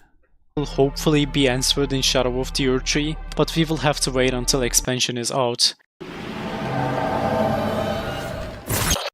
the Fragment of Abyss. King Wendrick and his brother Aldia were the only people to ever have a chance to find a cure for the undead curse. Prior to the events of Dark Souls 3, Drangleic hosted the greatest kingdom humanity ever created. Drangleic was home to some of the greatest warriors, and their innovations were a shining beacon to the rest of the world. King Wendrick was getting closer and closer to finding a cure each day, and with the help of Aldia, they could end the cycle forever. However, it all came to a devastating end under the influence of a single person. In Dark Souls 1, the greatest threat the gods of Lordran ever faced was at the hands of Manus. A beast had the potential to drown the entire world in darkness. That is where the Chosen Undead stepped in to stop this plague. Once Manus was defeated, his soul was shattered and his fragments were scattered across the world. In time, the Age of Fire faded and the fragments of Manus started gathering in the absence of light. With the fragments, 4 creatures of the dark were born: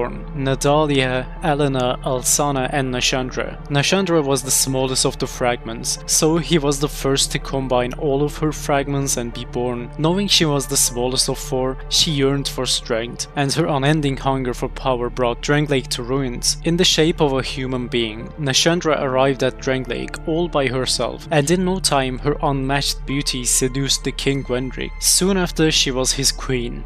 On her journey to Drangleic, Queen Nashandra saw that the Kingdom of Giants were preparing to invade Drangleic. However, this was nothing more than a lie. She convinced King Wendrick, and with his queen by his side, King Wendrick launched an invasion to giant lands before they could invade Drangleic. He left. So yeah, this history lesson is pretty good so far, except I would disagree strongly with the notion that Wendrick was coming closer and closer to overcoming the curse every day. And part of the reason why I would disagree so strongly is because we're told by characters like Shanalot that the soul and the curse are one and the same. And so with Wendrick garnering more and more power for himself, he's kind of also dooming himself, which is precisely why Nashandra was attracted to him in the first place. I think this is a little bit more limited to the Japanese text of Dark Souls 2, but there's a line essentially that what is it in English? Like you'll end up in Drangleic without ever knowing why, but the Japanese is more like you'll end up at like the throne of Went whether you wish to or not. Something along those lines. I should double check it sometime. And that's because like the more power you attain, the more power that attracts. And so there's always like a confluence of people and enemies you're going to face on this journey, and it's kind of like a self-fulfilling prophecy as far as like the Dark Souls thing goes, or maybe we should just say like a cycle. I guess it is all merely a cycle, in that power kind of corrupts but not exactly. So let me try to rethink how to phrase this here.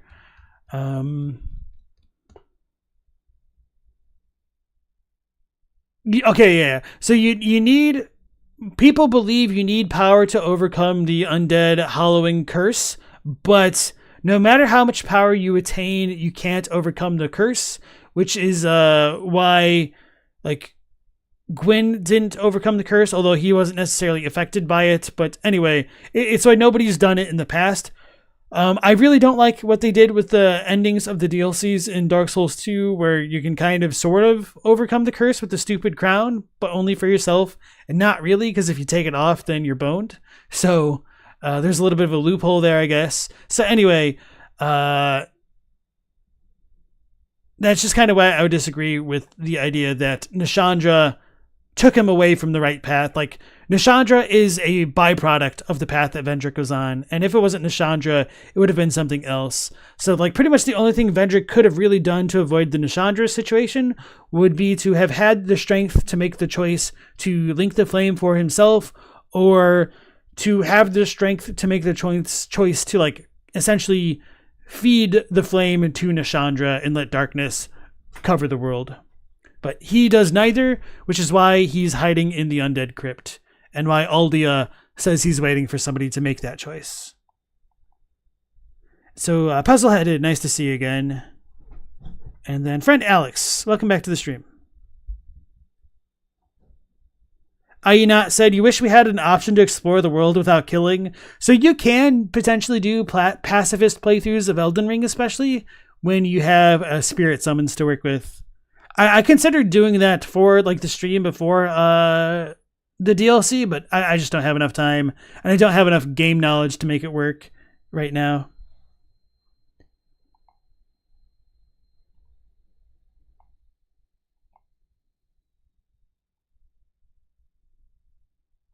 Trying to catch up with what you guys are saying silently here. Hey, Necropolis, nice to see you again. Oswald hadn't thought of Uldia in a while. There's a lot of parallels between Uldia and Ranni. Ranni and Uldia want you to break the cycle of death and undeath and go a new path. Both died to be free of influence. Kind of. But it seemed like Ranni was willing to make that choice, whereas Uldia didn't actually know how to transcend the cycle, which was his big hang-up there. Alright, Elden Enthusiast, you have a good night, and thanks for dropping in as always. And True Connoisseur, is this your first time here for tonight? I think so. Nice to see you again.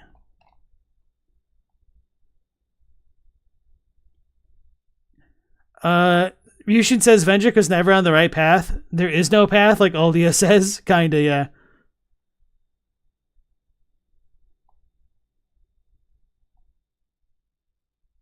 Thanks, Florgeborge. I appreciate that. Yeah, Blackman says that DS2 raises a lot of good questions, but they don't know how well it proposes any potential answers. And that's kind of like one of my bigger criticisms about the lore of Dark Souls 2, which is why I often say of the Dark Souls franchise that I think DS1 by far has like the best world building. DS2 has the best micro lore, and what I mean by that is that it fleshes out the mechanics of the world much better than the other games. And then I would say DS3 has the best macro level lore in like the big themes of the entire series, which the other two games didn't touch on quite as much because DS3 is meant to kind of resolve all of them. So yeah.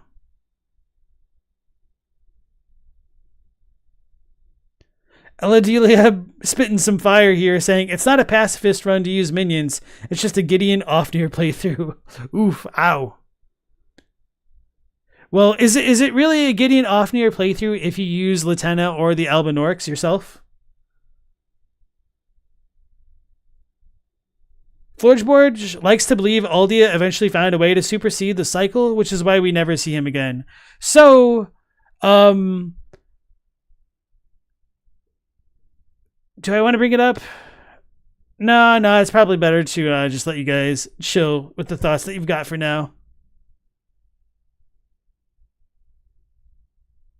All right, let's go back to the video.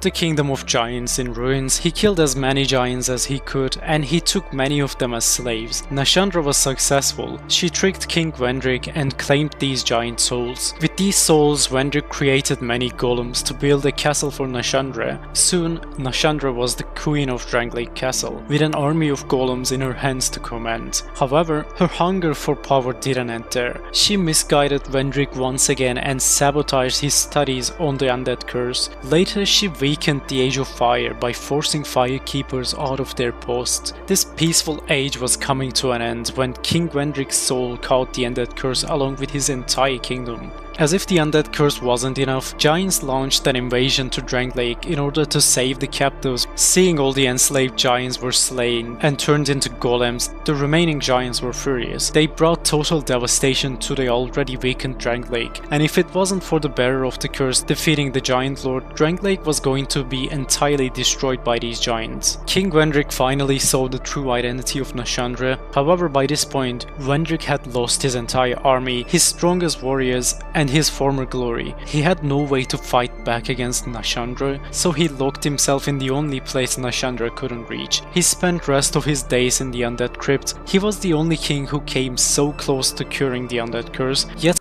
I would disagree with a lot of this right here. So the reason why Vendrick couldn't deal with Nashandra isn't because he like literally couldn't deal with her. It's because he still loved Nashandra, and love itself is kind of associated with the dark in Dark Souls because it's a dark emotion, because it's just an emotion. An emotion is essentially dark. And so because of that love, he couldn't exactly, forsake Nashandra despite being terrified of her and the dark that she represented, which is like the true folly of Vendrick here. He couldn't make a choice despite knowing whatever choice that he made would have been like justified, I guess. So he was a man who could not love, and he was also a man who could not conquer, which is why he was an ultimate failure as a king in Dark Souls 2 specifically. And that's kind of like the biggest message of the Dark Souls games and like a lot of the modern FromSoft games, that in order to rule, you need to step on some heads, essentially. It's pretty messed up. But I mean, it's true.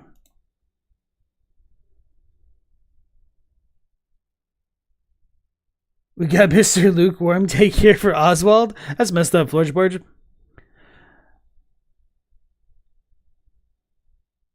I think I might have missed Dylan's other comment there. Okay. Well-meaning but naive people can be pretty scary. The world of Elden Ring has many dangerous powers. A naive Miquella could still do something horrifying, even with genuinely good intentions. True. And then you said, it's different from Ronnie, who is fundamentally cold. Okay.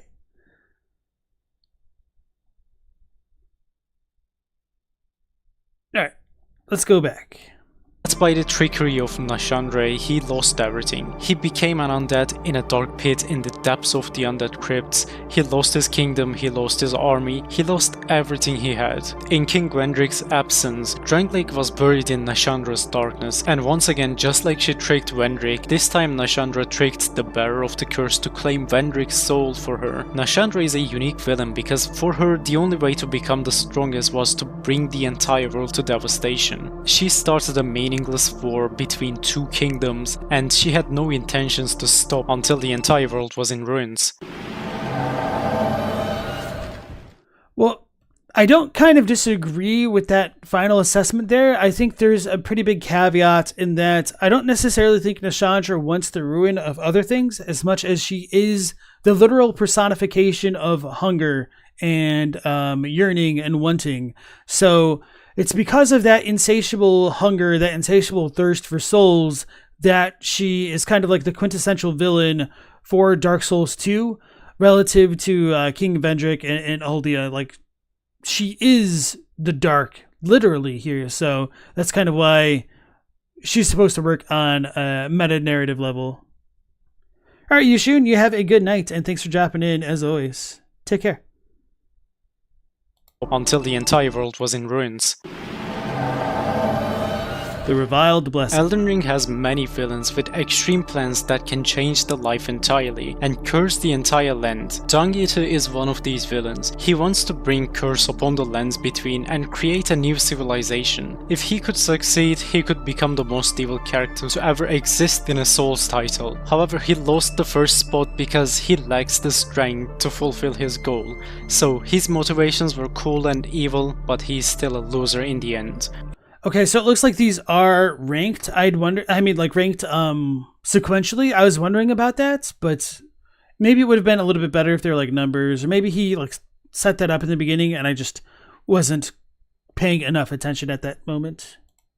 In his early life, Dung Eater sees the vision of a curse that will bring pox upon life itself and bless all. With the vision, he changes entirely. While all the others despise omens, Dung Eater looks up to them. He sees omen as a blessing rather than a curse. He wishes to become one of them, so he wears this disfigured armor that resembles omens. He knows that omens can't return to Erdtree upon death, so he wishes to create a world where he could starve the Erdtree. Omens are seen as lesser creatures who are not worthy of rebirth. By turning the entire world to omens, Dung Eater wished this condition would become a social norm, and rather than a curse, it would be seen as a blessing by everybody. In order to create his ideal world, the solution was simple. He had to kill everyone in his path: guards, soldiers, civilians, children. He had to kill every single person in lands between and curse their soul. So that's what he did. He killed anyone he could. He opened their bodies, deformed and consumed their souls, and he left the bodies infected with the Seedbat curse. Their souls could no longer return to Erdtree for rebirth. They could only return to their defiled corpse to be reborn as an omen.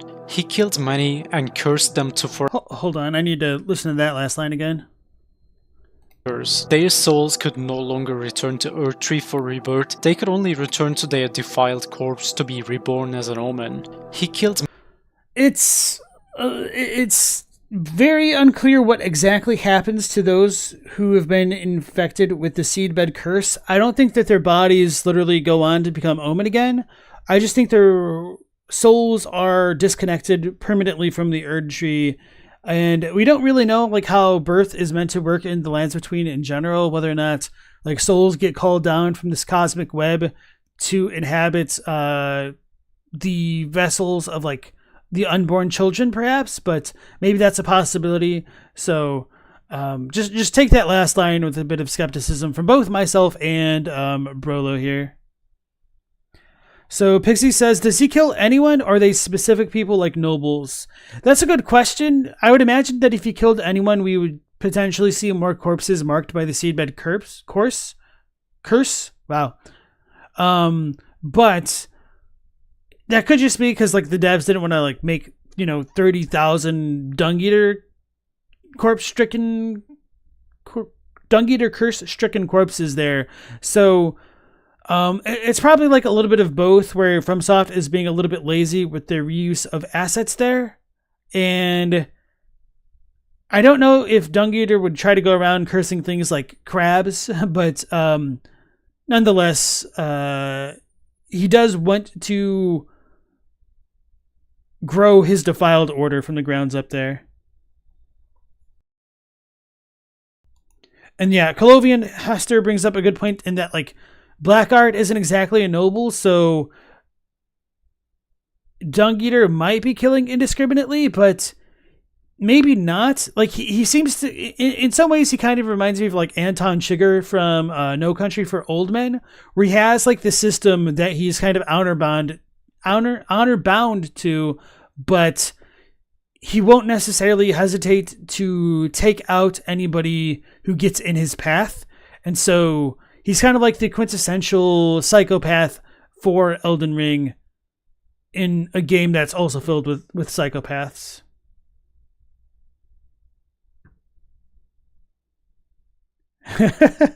Okiman said the last time Dung Eater killed him is when he invaded your entire game, and then your entire game crashed while trying to reload, and you felt sick to your stomach. Really felt intentional. You really got cursed and defiled. How messed up would that be if you got killed by an NPC like Dung Eater, and he says, I will kill and defile your corpse, and then he does, and that's why you can't respawn from grace? That would be crazy.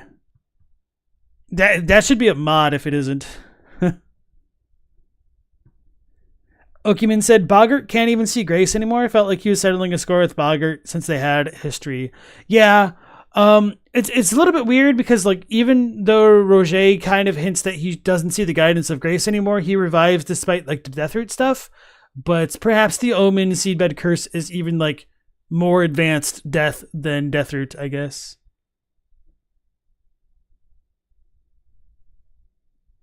All right. Many and cursed them to forever stay as omens. Without feeding on souls, Erdtree could lose its power, and a new age of omens could rise. But here's the issue for Dung Eater. He could never achieve his goal. He was more skilled than a regular soldier, yes, but he was no match for the high-ranking knights, let alone the gods. So, he was captured by the Golden Order. His execution took place shortly after the Shattering, which meant that as a tarnished man, he could reborn as many times as it takes to take over the world. Yet, once again, he's still a loser. His own skills were the biggest obstacle in his path, and at this point in the story, it all comes down to Tarnish to decide. You can turn him into a mindless puppet, you can leave him in his cell, or you can follow his footsteps and defile the entire world instead of him. Dung Eater has one of the most evil ambitions among all the villains out there, but he was never strong enough to succeed in his goal.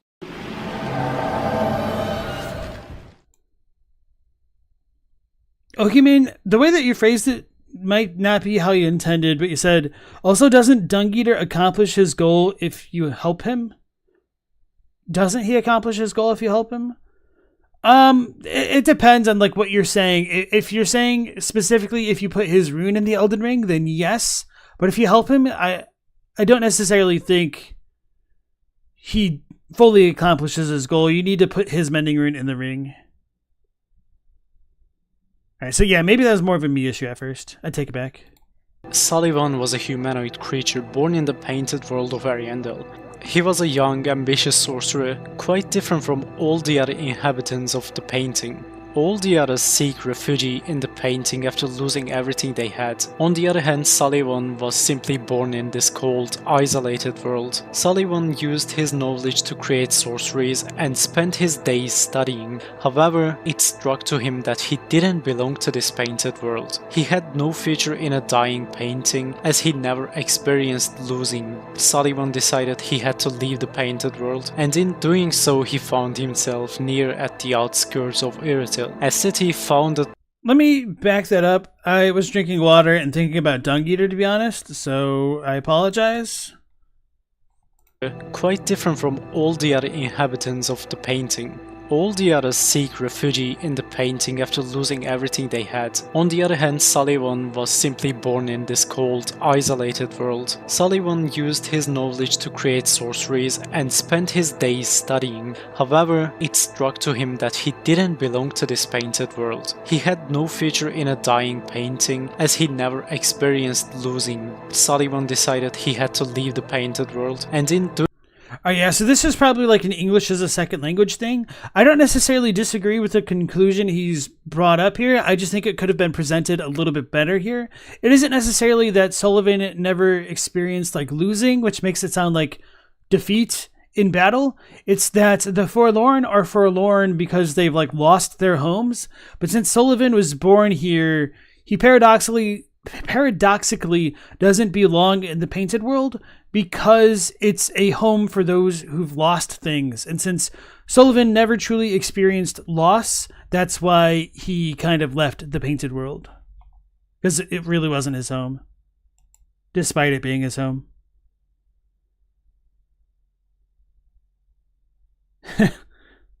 Alright, so friend Alex said, Sulyvahn is someone you wish they had pushed just a bit more and maybe had us fight a bit later. Maybe we could use his shadow in the church and the man himself later on. You don't know, he was just fascinating to you. So I don't know how familiar you are with the Dark Souls 3 content, but at earlier points in development, Sulyvahn was supposed to be the final boss, or at least like the lore of Sulyvahn was supposed to be like tied more to the Eclipse and be that final boss, but things changed and we got what we got. Doing so, he found himself near at the outskirts of Erdtree, a city founded by the descendants of the gods. Despite not having the noble blood, or not being the descendants of the gods, he was accepted by the people of Erdtree, and he was even given a manor. His impressive skills as a sorcerer soon caught the attention of Gwyndolin. Sulyvahn became a well-known and respected sorcerer in Erdtree in no time. One day, his curiosity hit, and he decided to explore the sewage system near his manor. In doing so, he discovered an underground city beneath his house. He began exploring the profaned capital, also known as the City of Sin, so nothing could go wrong, right? I'm a little bit impressed they knew this bit of lore, because this is kind of more explicit in the Japanese, that it is like the city or capital of sin, as he says, which is really unfortunate, because even though I don't really think there are a ton of Velka connections outright to the profaned capital, it sucks that the English-speaking community doesn't even really have that thought to begin with, because profaned capital is distant enough from the capital of sin to not really make those terms seem more directly connected there. So maybe in the past, the City of Sin is supposed to have had a Velka connection, but if so, I don't exactly know how. Friend Alex had no idea. I'm assuming about the Sulyvahn stuff. That actually makes a lot of sense. Yeah.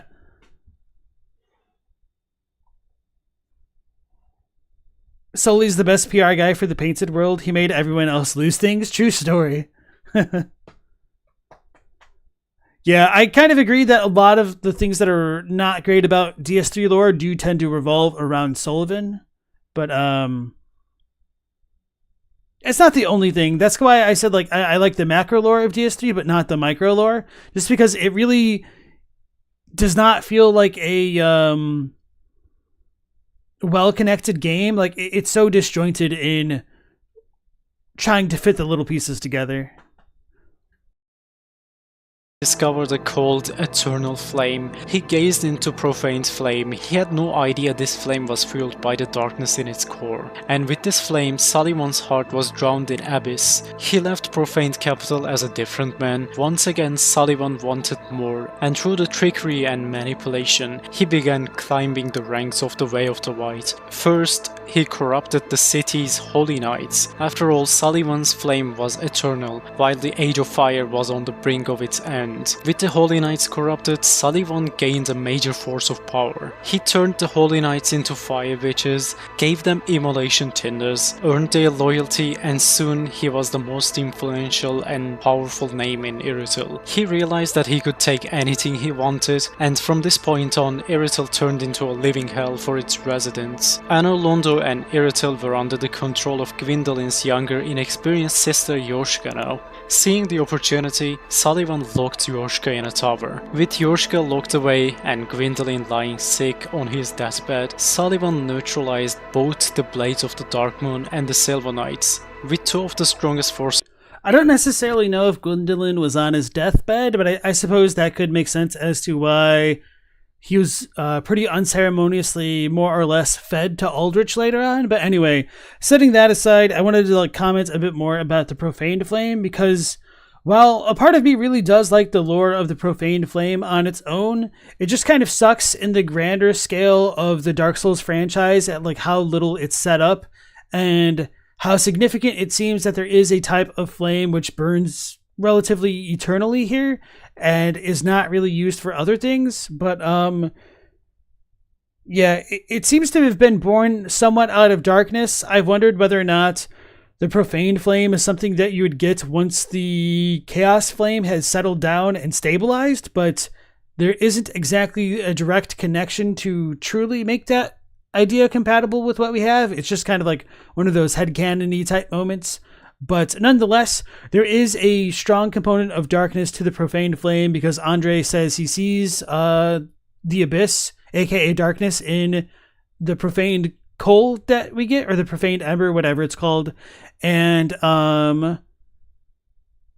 that Profaned Flame seemed to have been born out of the ambition of the oracles that were already present in the Profaned Capital, like the Handladies. So the Profaned Flame was kind of born of a curse and of the little lady's ambition there, which is slightly more clear in the Japanese, but nonetheless, none of that really fits in super well with the previous lore of the games, or even Dark Souls 3 to a larger degree there. Okiman asks, do any NPCs ever mention Soli, or is he only talked about in item descriptions?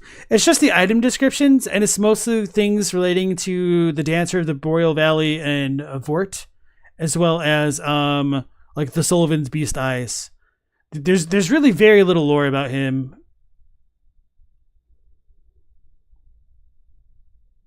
Yeah, I agree with Mr. Yada. DS3 has good themes, but the details are incohesive. Yeah, True Connoisseur says that Profaned Flames should be a much bigger deal. I definitely agree. Mao asks, deathbeds? Do gods even get sick? Kind of, I guess. Because, I mean,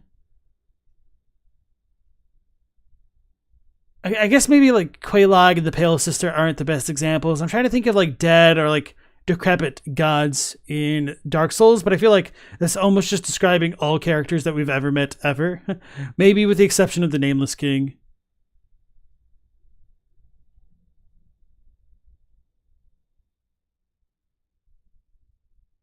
Mao loves how everything that's emotional and eternal comes from darkness. How cool would it be if DS2 is centered around the Profaned Flame? It could still have similar themes, just that Aldia went too far. I don't even know about the idea of the Profaned Flame being in Dark Souls 2, because I already have too many qualms with the lore of Dark Souls 2, with how poorly it was adapted from Dark Souls 1, for me to try to even entertain the possibility of cooler ideas like the Profaned Flame being introduced there. But yeah, if you could somehow naturally incorporate the Profaned Flame into DS2 while still leaving room for the old Iron King and the Gwyn parallel and the stupid Izalith parallel and the Burnt Ivory King, maybe it would work. But there's just a lot about that I dislike. And then Jonathan Grover, welcome to the stream again. What even is Yorshka? Like, actually what? So, oh boy, you ask the cursed question, which requires the cursed answer. So Yorshka is canonically the younger sister to Gwyndolin, but Gwyndolin is canonically the youngest child of Gwyn, which means Yorshka should have a different father than Gwyndolin. So Gwyndolin and Yorshka should have the same mother if we take the references to them being brother and sister as literal references rather than religious references, which I know some people like to believe, but I don't really think that works out linguistically. But anyway, so if Gwyndolin and Yorshka have the same mother, we don't really have a lot of candidates through the characters that we know of in all three of the games, which means it could be an unnamed character, which we never see, like Velka. I mean, Velka's named, but you know what I mean. I honestly, legitimately think the most likely candidate who would have been the mother of both Gwyndolin and Yorshka would have been Priscilla.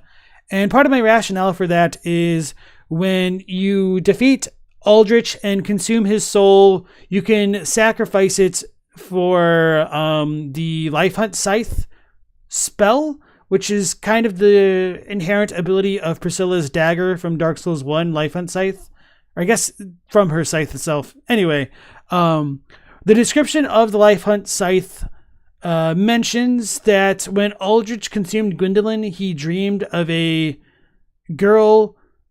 pale girl who is dancing. So as far as like the terminology that's used there, it could just be saying like a pale maiden, and maiden just kind of being a blanket term reference for like a young woman, which might be able to describe Priscilla if she was supposed to have been like ageless. So there's a kind of weird connection between Aldia and Gwyndolin and Priscilla, which leads me to believe there should potentially be a stronger connection between Priscilla and Gwyndolin, and then Priscilla, Gwyndolin, and Yorshka could potentially meet that draconic requirement of both Yorshka's parenthood as well as like the royal yet messed up snake aspects of Gwyndolin. There's a lot of parallels between Seath creating the moonlight butterflies and like looking into dragon research and dragon immortality, experimenting on maidens and whatnot to make the Priscilla thing work. And then when you fight Gwyndolin, he does have like the moonlight butterfly theme.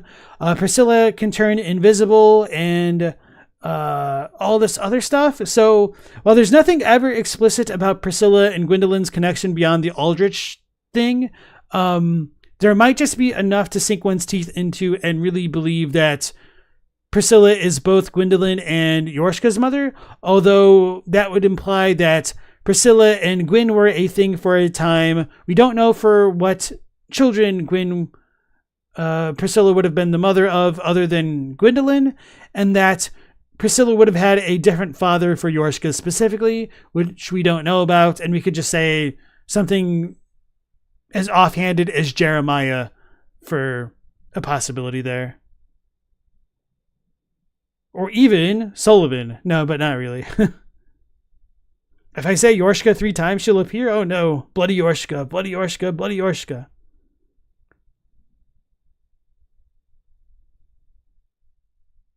She's getting me, guys. All right.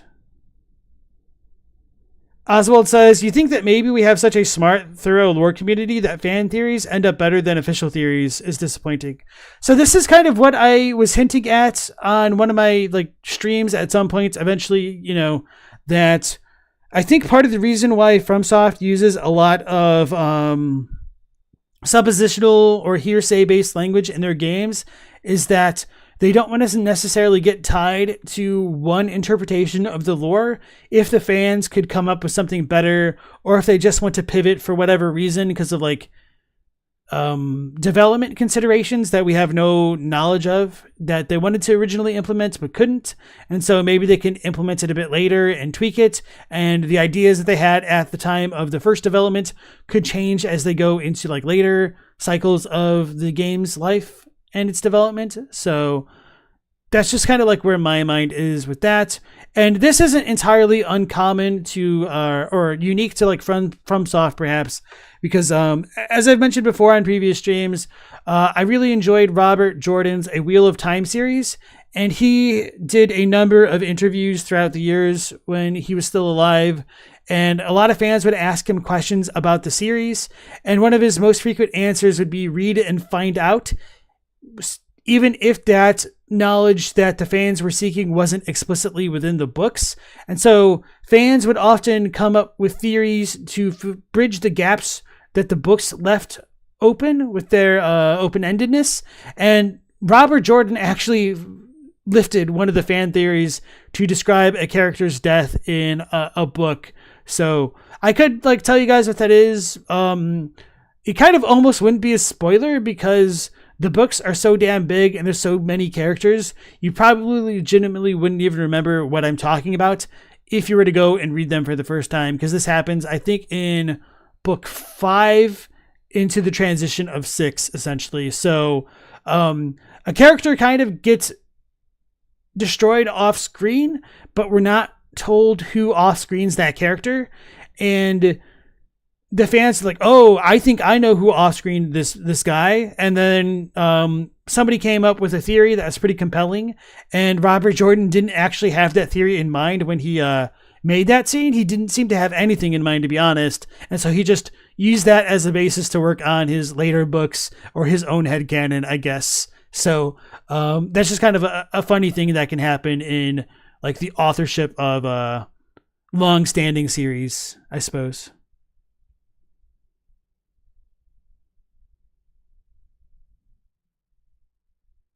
And yeah, Mao says there's also like Flame God Flan who ran off with Guinevere, which we have no idea about. So there could just be a completely different god that could have shacked up with Priscilla, or the mother of both Gwyndolin and Yorshka could be somebody else whom we don't know entirely. Hey YC1073, welcome to the stream. Now we are together.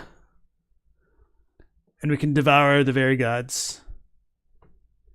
Oswald says, you just hope Mesmer doesn't get the Villanor treatment.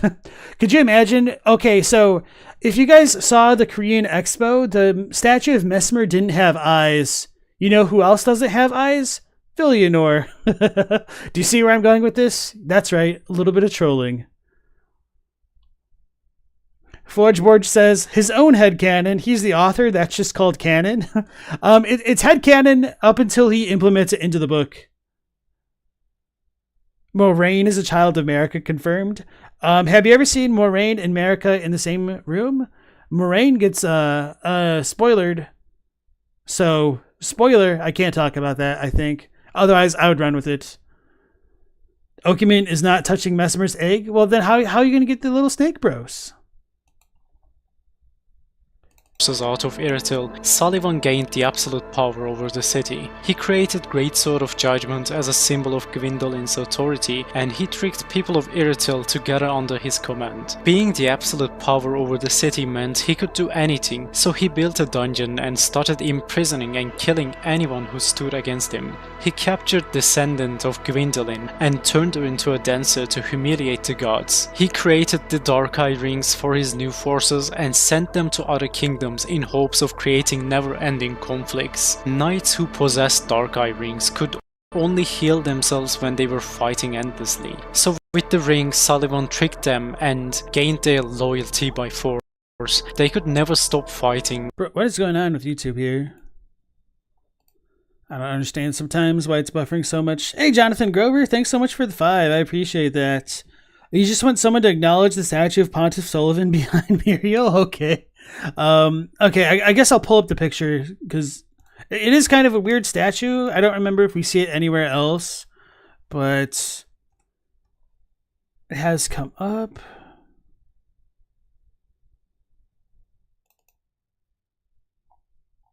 So this statue is Sully, is what you're saying? That's funny. I kind of think it resembles the what we call like the Crucible statue of the person in like the burning bush type thing that has like the Erdtree flower growing in it. At least as far as that is concerned.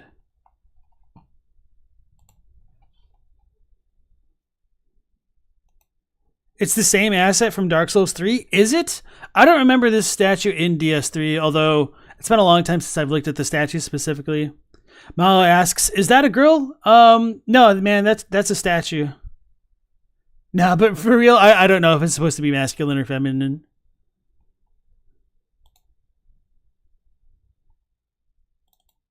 Or else they would just die. Sulyvahn assigned survivors from profaned capital as the prison guards. He enslaved giants of Erdtree and he began experimenting on others. He tried to create a new race of white dragons to strengthen his army, but he failed, and instead he created... Oh yeah, that's what I wanted to talk about before, like YouTube was just in buffering hell. Yeah, I don't really know about the Sulyvahn lore with like wanting his army to just kill indiscriminately. My guy might be right here. Sulyvahn is probably like one of the things that I've looked into the least of DS3 because I feel like it ultimately doesn't go anywhere.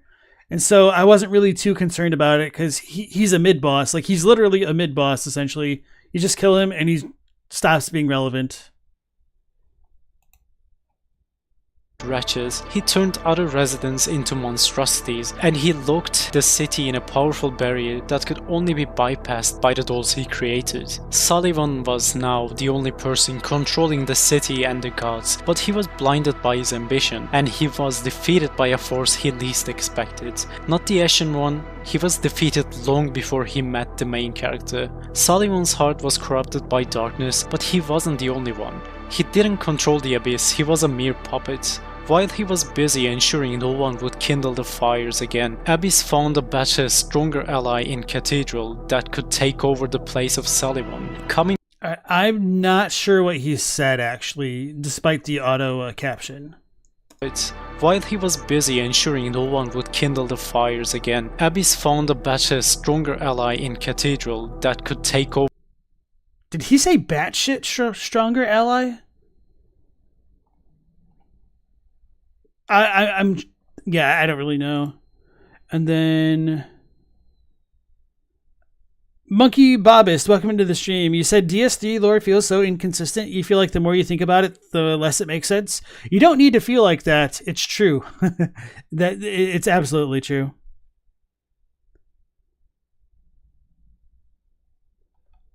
He found an abyss stronger ally? That doesn't make sense. Galamoth wants to see what DS3 could have been given no restraints. I feel like that for almost every FromSoft game that I've played at this point. Over the place of Sulyvahn. Coming back to life in his full power, Aldrich had no intention to becoming allies with Sulyvahn, so he marched his army to Erdtree. Sulyvahn didn't want to give up on the position as the absolute leader of Erdtree, so two armies clashed in a vicious battle. Sulyvahn lost the battle, however he was spared by Aldrich. Deacons marched through the streets of Erdtree to take over Anolondo. Despite losing his army, Sulyvahn was spared and left alive until Aldrich was done devouring Gwyndolin. Sulyvahn is not the strongest villain, however he has done more damage to Lothric and Lordran than anyone could ever do. So, I don't know if he's right, and I'm not trying to say, like, I think that he's wrong. I just legitimately don't know enough about the lore of the interfactional conflicts of DS3 specifically, because I never really felt the need to look into them in that much depth, because it kind of didn't really impact the overall story, I felt. So there's definitely people who know way more about this than I do, is what I'm trying to impress upon you guys right now. So correct me if I'm wrong, but the vibes that I always got with Sulyvahn is that he essentially appeased Aldrich not because of like desperation, but because it was just fast, quick, convenient, and easy enough for him to do, and Aldrich was far enough gone that Sulyvahn was just manipulating him and didn't really have to deal with Aldrich to accomplish whatever the hell he was working on, and he would be able to essentially still monopolize the use of his soldiers as well as the deep folk, perhaps, except with like maybe the exception of like Archdeacon McDonald down below the depths in the profane capital, or not profane capital, but Irithyll there. So I could definitely be wrong about that, and there might have been more of a factional conflict that I didn't notice, but I don't know. Even if there was the factional conflict, I mean, that kind of shows how relevant it was that I don't remember it, despite looking at all of the item descriptions multiple times. A precious stronger ally. Thank you, Necropolis. Appreciate that. Potato says same, it felt irrelevant. And then Colovian says, isn't the Abyss just the dark post Gwyn effery? I think it's a little bit more complicated than that, but I think generally speaking, kind of. Because the deep also gets brought up in Dark Souls 3, but I'm going to bounce off the rest of the chat and then I might come back to this comment though.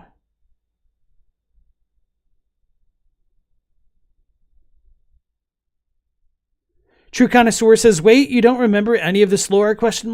You don't think there was the indication of a war between Aldrich and Sulyvahn? Indication is more of a Cold War situation. Okay, so yeah, maybe it's not just me.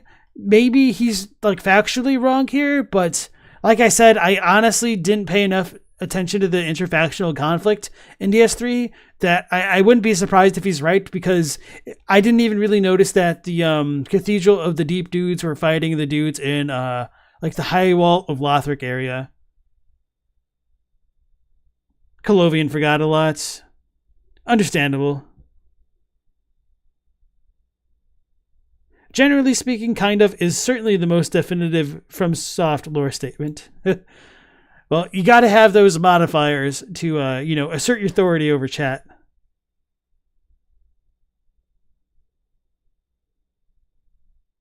Colovian says, wait, the Abyss is the dark as a physical place? Okay, so I was going to come back to this topic. So let me hydrate real quick, and then I will dive in.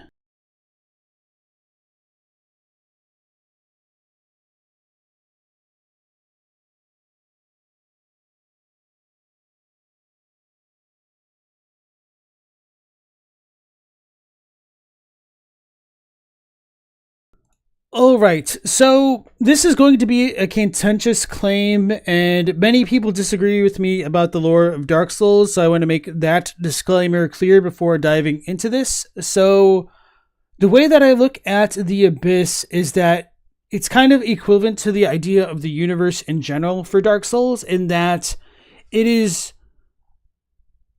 the formless abyss which allows the potential for all shapes to be held within it. And so the quintessential example that I give about the Abyss is kind of akin to what you'd get in Taoism, in that if you were to take a ball of clay and say that the clay represents its form, and then you were to put an indentation into that ball of clay, so much so that it became a cup, what would that relationship between the clay as a form and formlessness imply about the Abyss? Most people would look at the shape of the cup and say it's the shape of the cup which gives it its function, but it's actually the emptiness of the cup which gives it its function. So if you were to pour tea or water into this cup that you've made, it's only because there's a hollow within the cup that the cup can function as a cup. So essentially, you still just have clay. It's the emptiness and the shape of the cup in relation to everything, which is important. And so the Abyss is the concept of emptiness, and form would be essentially light in this kind of parallel example. So if fire equals light and creates disparity and represents form, then the Abyss represents formlessness. And if light equals substance, then dark equals no substance. So in the Age of Ancients, there was no fire, which means there was no light. And because it's a dual nature universe in Dark Souls, it would also imply that there's no darkness. So to reiterate, in the Age of Ancients, if there's no fire, there's no light, there's no dark, the Abyss still exists, but it's neither light nor dark. Once the first flame appears in the world, it casts light into the world, and then from that disparity, people can discern the dark. And so wherever the light doesn't reach, it becomes dark by default. And that's kind of how I view the Abyss.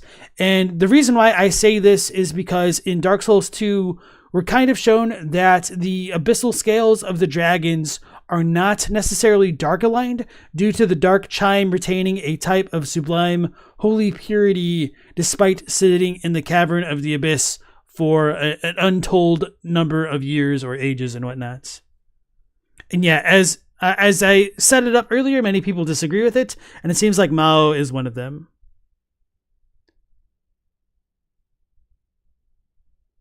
And so for the deep, I would say that deep is essentially a part of the abyss that is grown so dark for so long that it's kind of started to cannibalize itself and has stagnated over time, which is why it only really gets referenced in Dark Souls 3. So we're told that originally the deep was a serene, tranquil, and gentle place, but over time it became what it is today, which is why I kind of like make the distinction between the abyss and the dark and the deep, because they're similar but not quite there.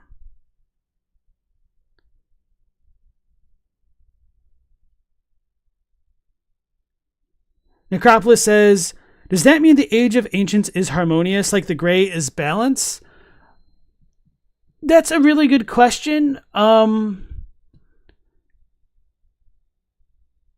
Here's the thing. The term harmony kind of implies that there's supposed to be multiple things to be in harmony, but it doesn't necessarily have to imply that, to be fair there. So I want to kind of address that aspect of the word there, which I'm pretty confident is not what you were trying to imply. And we're kind of told of there being multiple things in the Age of Ancients, but they're all kind of gray and indistinct. So we have the Erdtrees, the ancient dragons, the gray fog, and like stones, and that's pretty much it. So this is kind of like one of the odder parts of trying to discern what the hell is going on in the lore of Dark Souls, because things are there, but the fact that there are things implies a disparity of sorts, because in order for one thing to be something, there has to be something it is not to be itself, if that makes any kind of sense. So if things are in balance, then why are there different things in the Age of the Ancients? It's hard to say, but I think for all intents and purposes, because light is time in Dark Souls, you could also say that the Age of Ancients is timeless, and then one could describe that as being balanced. So I think that just comes down to our own perspectives here. Static. Yeah, that could be a good word, or inert.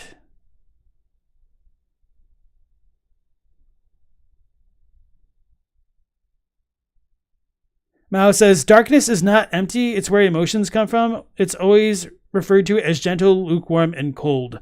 So there's multiple aspects to this, because if light creates disparity and is a product of fire, so fire creates disparity and light is a product of it, what happens to the areas where light doesn't shine? It kind of makes them dark by default, which is what the abyss is. And so the reason why the abyss is dark is because there's no light, and it's a container, so that's where like all the undead souls of humans go to congregate to become this amassed collection of wills, emotions, desires, which is why they want life again. And so that's why they're drawn to souls, because the dark is drawn to flame, the whole like yin-yang aspect of Dark Souls, and that form of dualism specifically, which is why I like mentioned Taoism at the very beginning of the tangent there. Dylan said, you wonder if the gray has a sort of quantum property where it is all possibilities until it's observed. No idea, just spitballing. So I guess I should also mention that there's a weird bit of a connection between Titanite and souls and the potential like bodies of dragons. So it seems like despite the Age of Ancients being its own kind of distinct thing, there might still be latent properties of that world that don't get revealed until disparity is imposed upon the universe. Colovian Hunter said, oh god, that light causes disparity? So what happens where light doesn't shine gave you Fallen London vibes? I hope that's a good thing then.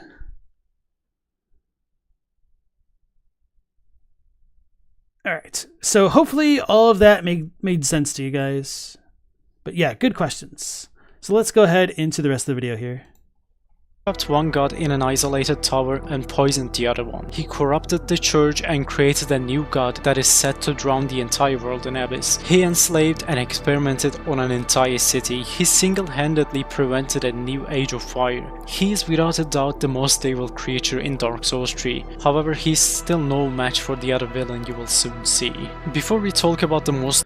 I wonder if Osiris can kind of be considered worse than Sully in some ways because of like all of the like blood stuff. He did his own sorts of genocide, but the issue with Osiris is he kind of happened earlier in the timeline, so there's less lore about him. Aldrich is also potentially worse with the way that he like torches people, but yeah, it's just kind of a wash. There's a whole lot of not great people in DS3 there, huh? Okay, good to hear that, Kolo. Most evil villain in From Software history, let's check some honorable or dishonorable mentions. Patras is a minor villain in Dark Souls 1 who is supposed to guide and help clerics through their journey in catacombs, but instead he tricks and kills every cleric to keep Way of the White pure. Shura is a state achieved by forcing Sekiro down to a path of mindless killing. He loses his senses and he turns into a demon who kills anyone in his path for the joy of it. With his immense power, he slaughters an entire nation. All is a legendary shinobi who will... Yeah, I think Shura is a really good example of a kind of evil for the FromSoft games that is a bit more nuanced than some of the other ones. So this is kind of close to that idea of like comically evil, but Shura does have that kind of component of necessary betrayal, I think, which would put him more definitively into the category of evil. And I think Owl is actually probably really high on that list in terms of like deceit to make him very underhanded. So yeah, these are pretty good honorable mentions. I would definitely put these two above some of the others on the list. Backstab and kill anyone for power. He betrays Sekiro and attempts to kill him. Later, finding him alive, he manipulates Sekiro to use him even further for his selfish goals. He even kills another boss off screen, and I just can't deny how cool it is, but he is still one of the villains in Sekiro. Also, the Owl fight is such a good boss. You know how we were talking earlier about like underappreciated versus underrated? Maybe Owl might be one of those underrated bosses just because of the existence of Ishin. Yeah, Blackman says, sure is super evil for sure. You know the least about that lore, but it seems obvious. Definitely. Mao says, I hate that theory. I'm not even going to sugarcoat it. I would strongly disagree with the four Lord Souls being for light, dark, alive, and dead. And I'll just leave it there. Traveling across the lands between, you have probably realized how peaceful and beautiful Elden Ring's world is. Even the most dangerous locations don't seem to be as hostile as the world of Dark Souls. As the time passed, the world of Dark Souls grew darker and more desperate. The entire world was stuck in an endless cycle. But who's responsible of this world of suffering and pain?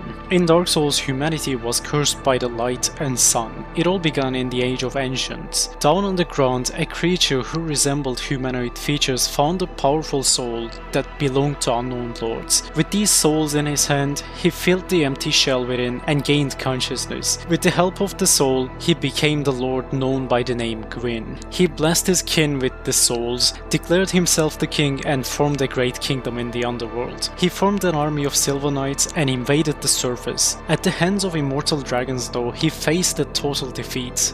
Later, he formed an alliance with the Witch of Izalith and Gravelord Nito. He gave them 2 of his Lord Souls to strengthen their alliance, but the war was still not going in his favor. He was losing his precious Silver Knights left and right. He needed a lesser force whom he could easily sacrifice, and there he found the Pygmies. They were the first humans. Just like Gwyn, they were also blessed with a powerful soul. They were holding the Dark Soul, which rivaled Gwyn's own powers. Gwyn formed an alliance with them, and later later forced them into submission. He convinced pygmies that they were inferior. In his next invasion, Gwyn used pygmies as meat shields so he could study the dragons. Soon he found out that the dragons were immortal due to their stone scales. It was during this time Seath betrayed dragons to steal their primordial crystal.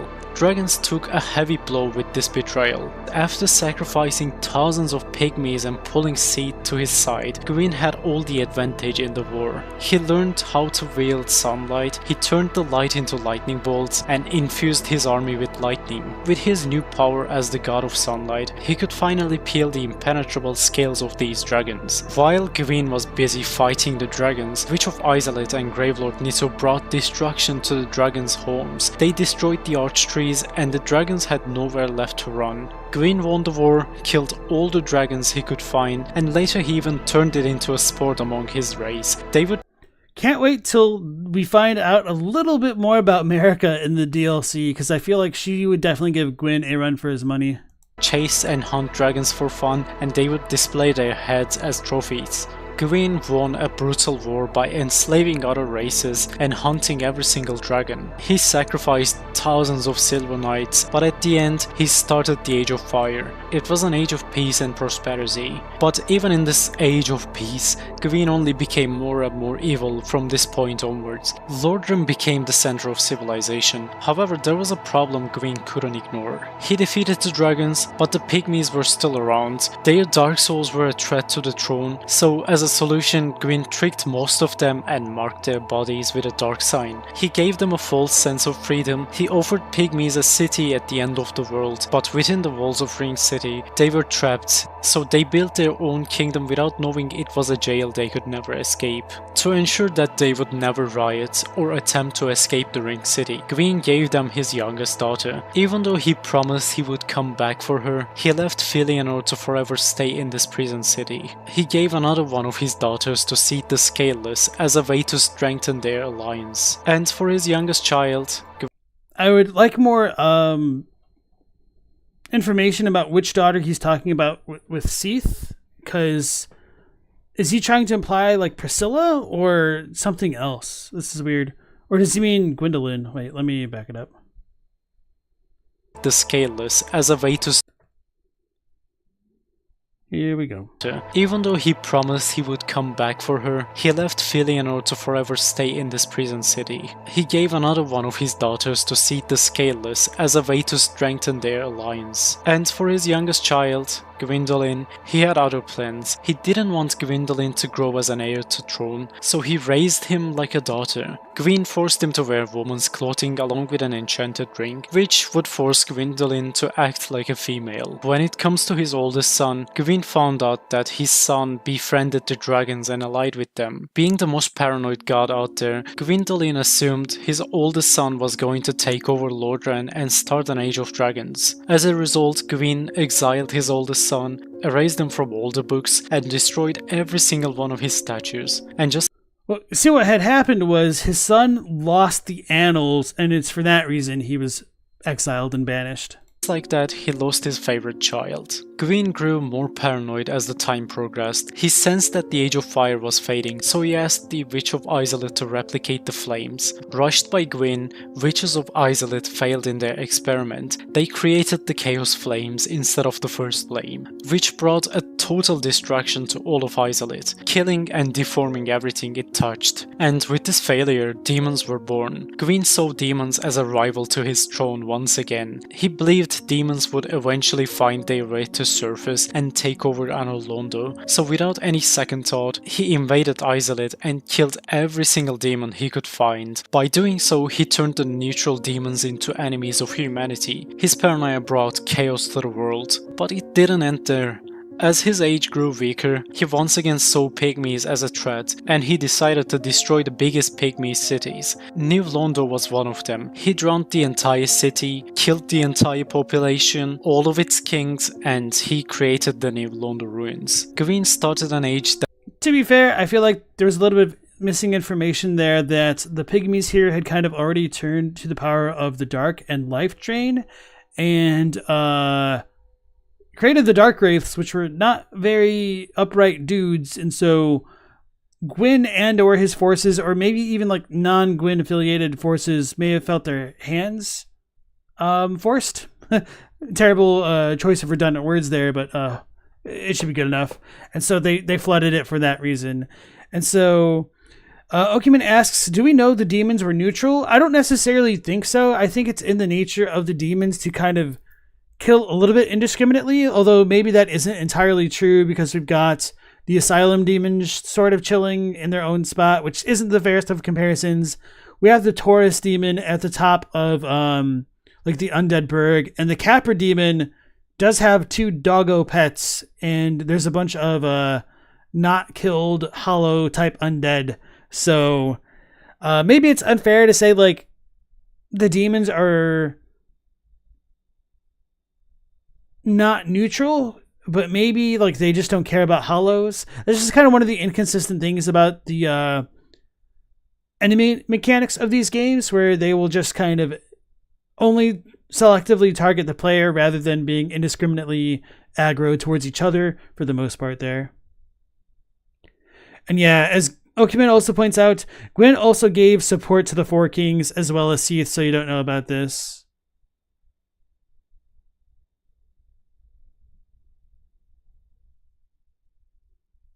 And I would disagree with that, Mel. Dastardly Duo says, no, the demons were neutral. They were like humans, but created from the Chaos Flame. So, I mean, despite that, they were kind of seen as a blight against little h humanity and nature because of their chaotic nature. And they also seemed to be diseased, and so they probably felt like they needed to contain this because it was a chaotic form of life which threatened to consume everything, like the nature of a uncontrollable fire, perhaps. What's new, boys? Welcome back to the stream. You said the Artorias DLC hints that the Nameless King joined the dragons after Gwyn linked the fire because the Undead Burg wasn't built yet and his statue hasn't been destroyed. That's kind of a good point about the Undead Burg, but maybe so I don't really believe this, but just for the sake of like being a devil's advocate, maybe you could say like even Lordrin could have been converging over time, and maybe the Undead Burg was elsewhere. But I don't really like that explanation because the architecture doesn't match up entirely. And we are told that the Ulasil stuff did happen after Gwyn linked, right? So yeah, you bring up a pretty good point there that perhaps he left later and Gwyndolin could have exiled him. We do see the flower that the Nameless King essentially leaves on Gwyn's ceremonial grave, so it doesn't seem like they were entirely on bad terms or that he was like fully banished, but I mean they might have just allowed that to happen to begin with. So yeah, there's probably room to argue there, but I'm probably more on your side. Oswald said, why would there be a Capra demon in the lower Undead Burg? There's an NPC, I think it's Crestfallen, who says that demons have moved up from Lost Izalith and taken up residence there. And I think he does mention the Capra demon and like the Taurus demon specifically. Or if not him, it might have been one of the merchants. It's been a long time. I've forgotten a lot more about DS1 than I thought I did. It's the Undead Merchant dude? Okay, I thought that was the case. Thank you. That defied the nature of every single creature in the world. He hid the truth and locked the entire world in a hopeless cycle. He enslaved humans, demons, and dragons. He wiped out entire kingdoms just in case they could turn against him in the future. He's the villain who is responsible for every single tragedy in the world of Dark Souls. Well, this was all for today. The next video is going to be the opposite. We will talk about the heroes of Souls games. If you enjoyed the video and want to see more, don't forget to subscribe. It helps a lot. I will see you on the next one. Bye. So obviously I had some like disagreements about certain aspects of the lore that he presented. I'm not going to like be too critical of that because it's really hard to get all of the lore correct for the entire Dark Souls franchise, as well as Elden Ring, Sekiro, etc. I don't know if I would necessarily agree with this ranking of the evilness of the characters here. Reviled Blessing, Dung Eater is worse than Mohg. Yeah, I feel like a lot of this is super subjective, which I mean just kind of is par for the course with talking about characters' individual morality and whatnot. So nonetheless, I did like the video. It made me think of things in a different way than a lot of other lore videos I've seen. I guess this is, I mean, it is lore, but it also isn't. It's the focus isn't necessarily lore analysis, or is it? It is. What am I saying? Whatever. Yeah, Stellis's ranking is always subjective there. It's really hard because we don't have those kind of objective rankings of evil, despite many people wishing we did.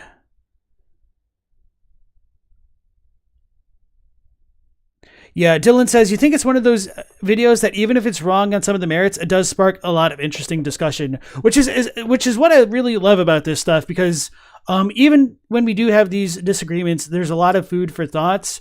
I also just like that it's a kind of different direction of analysis to take towards these games, because quite often we have a lot of theories which tie into like real world mythology, the lore of these games, or more literalist readings and deconstructions of the game, which tends to be what my channel focuses on, because I feel like in order to even like make a lot of my claims, I reference the differences in the Japanese, so I'm just kind of like a little bit shackled by that at times.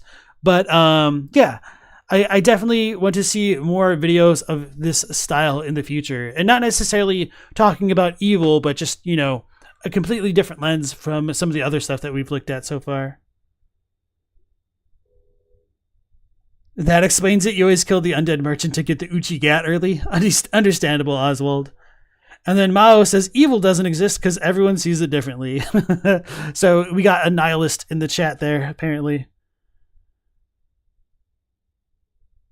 All right, yeah, so that was definitely enjoyable. So I've linked it into the chat if you guys want to give Brolo a like or a sub. Let me check out what all else they have. They said they're going to talk about good characters. Well, it is finally happening. We are everything I want to see in the Shadow of the Erdtree, best and worst areas of Souls games, what I think each Souls games did the best, strongest gods of Elden Ring. Yeah, this stuff seems pretty interesting. I'll go ahead and give him a sub as well. Oh, so he's only got 20 videos. He must be a pretty fresh channel here.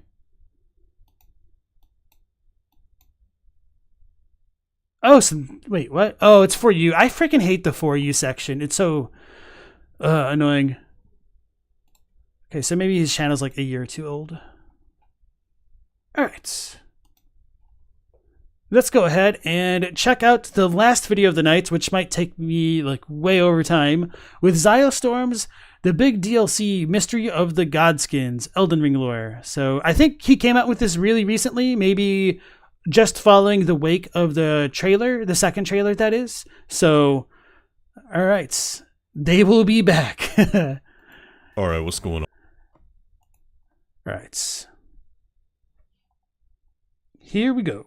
Where's the captions? Okay. Alright, what's going on, guys? When Elden Ring was just an idea, a topic spread thinly across forums throughout the internet, and the few details thereof shared only through whispers, among them was an image. One of our very first looks into Elden Ring as a concept was this piece of art depicting a boss that would eventually be in the game. A boss we now know as the Godskin Apostle. A figure in the game's story that now this far from release may paint a different picture upon giving it a second look. Because I believe their presence in the lore touches on some of the major themes and biggest unanswered questions that we have in the game that also have a likelihood of showing up in the DLC due to just how far-reaching and uncertain their lore is. So today we'll delve into those mysteries and see if we can't get a little bit of truth about not only the Godskins, but some of the most fascinating figures in all of the lore. But before we make the jump to those topics, we need to start with what we know for a fact. The most defining characteristic of the Godskins are their long multi-faced cloaks made from the flayed skin of their victims, adorned also by these large purple jewels, meaning that the Godskins are really about their drip. In RPG games, drip is always important, but you can keep that style going outside the game with the help of today's sponsor, Holskern. Holskern is a one-of-a-kind fashion brand specializing in natural and sustainably made jewelry with over 1,000 different products for men and women and plenty of styles to choose from. from. Holzkern hooked me up. Now they got to get like some of that video game amulets, bracelet type stuff going on. That's how you get the real sponsorship money right there. Put your join code in the description. Get those America bracelets for yourself, or the Godskin purple jewels. Up with one of their Argon watches, and it really is a beautiful piece. Now, I wear a lot of watches, and this one is definitely my favorite now. With Mother's Day coming up in around a month, now is the perfect time to check out their products and find the perfect gift, or to gift yourself something and add that extra layer of fine-tuning to your fashion game. A torrent ring, that'd be good. We deserve just as much drip as our characters have. So be sure to check out Holzkern today and treat yourself or someone special by using my link down below and promo code Ziostorm to get 15% off, or scan the QR code found. All right, so it's definitely definitively.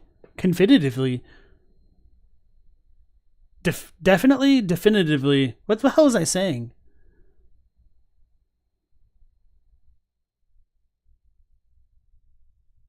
Maybe I was trying to say definitively, but it feels like there's another word that I was legitimately trying to use there. Anyway, it's definitely Ziostorm, not Zeostorm. So, yeah, his name tripped me up for a while because I only ever read it, and I tend to think of it as Zio, maybe because of like the villain in Phantasy Star 4, which might be called Zio for all intents and purposes, but I always read it as Zio as a kid. So, Zio. It's a little bit unnatural for me to think of it this way. Found at the bottom. If you're looking for the perfect Mother's Day gift, be sure to order before May 7th so that it can get to you on time. But a big thank you to Holzkern for sponsoring today's video, and now let's get back into it. The description of the Godskin Apostle robe reads as follows. Robe made by sewing together patches of smooth skin, worn by the Godskin Apostles. The Apostles, once said to serve destined death, are wielders of the god-slaying Black Flame, but after the defeat by Malekith the Black Blade, the source of their power was sealed away. Now right off the bat we have a direct connection to one of the most pivotal elements in all of the lore, destined death, a power with world-shaping capabilities, and a power that the Godskins once served. And we also know that the Godskins were the servants of the Gloam-Eyed Queen, an enigmatic figure only mentioned a handful of times in the lore, but was defeated by Malekith, who then sealed away destined death. Now the interesting part about all of this, not only that such a power was used in this time with the ability to slay gods, but we don't actually have any record of any so-called gods being killed. Although it is a bit implied, but we'll talk about that more in a bit. And to imagine such an army of these Godskins led by the Gloam-Eyed Queen, you'd think there'd be a bit more history attached to it, but not all the Godskins are left in the past. We still find many of them in various locations across the game's world, and these locations are weird in their own right. The Godskin duo fight in the Dragon Temple makes perfect sense, as that is in very close proximity to the source of destined death. It's kind of funny because I know like so many people don't feel like the Godskin duo fight makes sense. I honestly don't really have too strong opinions about that placement of the enemies. And I've heard a range of a gamut of theories in that the Godskins could be either serving Malekith or like protecting Malekith because they're still trying to serve destined death and Malekith is essentially destined death now, or that they're just kind of around because they also want to kill Malekith, but they just kind of kill us because we're in the way, I guess, or try to kill us because we're in the way. I don't really like that kind of reading, but I mean, that isn't entirely uncommon for the FromSoft games. Like, why the hell do we fight Godfrey? Why don't we just be like, oh, you want to talk to America? That's fine. I'm not really interested in being Elden Lord, but somebody needs to fix stuff. So I'm pretty strong at what I do. Maybe that guy could have been me, but if you want to do it, can I just like hear what the hell this was all about? I hate the Tarnished. Anyway, Shadow Beast, welcome on into the stream. You said, what if Melina has inherited the frenzied flame and she has burns on her body, right? Or maybe she has connection because as a Tarnished, we're only able to burn the Erdtree with the help of the frenzied flame. So, if Melina was related to the frenzied flame, I would be more willing to accept that premise if we saw like the more visible yellowing of her eyes or like removal of eyes, other than like the weird claw mark situation going on with her sealed eye, and more of an interplay between Melina and Miquella's needle as to how she would have broken free of that Frenzied Flame's control. Maybe you would assume that she could have been like removed from the control of the Frenzied Flame after she died, but I don't know how well that works with a Frenzied Flame ending in terms of like ourselves, I guess. Maybe that's not too important there.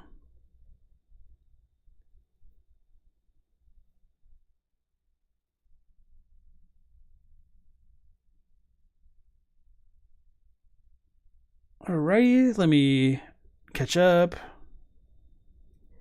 Yeah, our speech skill isn't high enough to converse with Godfrey. Yeah, or conversely, maybe his int stat isn't high enough to understand those kind of questions anyway. Because he rips off Sarash, right? No, but yeah, it's just frustrating. And yeah, so with Melina being super against the Frenzied Flame stuff, I could see why it would be appealing that maybe the reason she's against it is because of what it did to her, but I don't really think that truly works out for a number of reasons.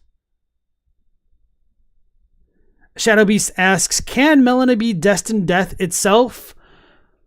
I wouldn't quite phrase it that way, but I think she could have a strong connection to it because she certainly seems to want to free destined death specifically.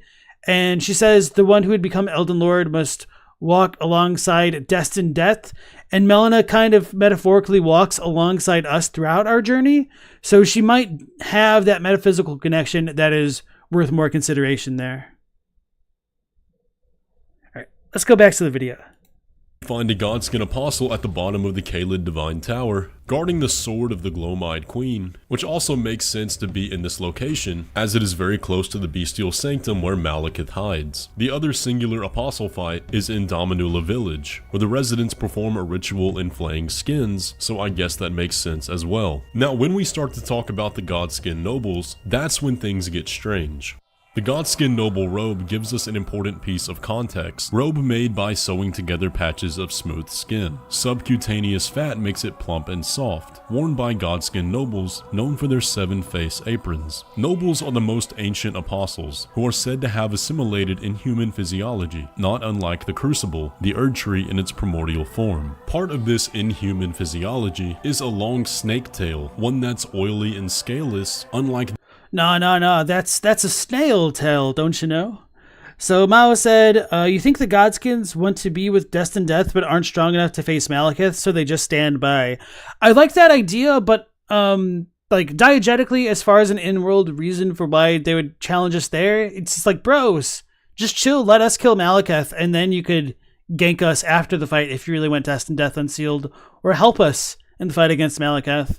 So with that being said, like I was just saying a moment ago, like our dumbass Tarnished doesn't ask Godfrey or Ronnie any questions ever, so that doesn't necessarily really shoot any substantial holes into the why Godskin duo fight theory there. It just annoys me. So, yeah.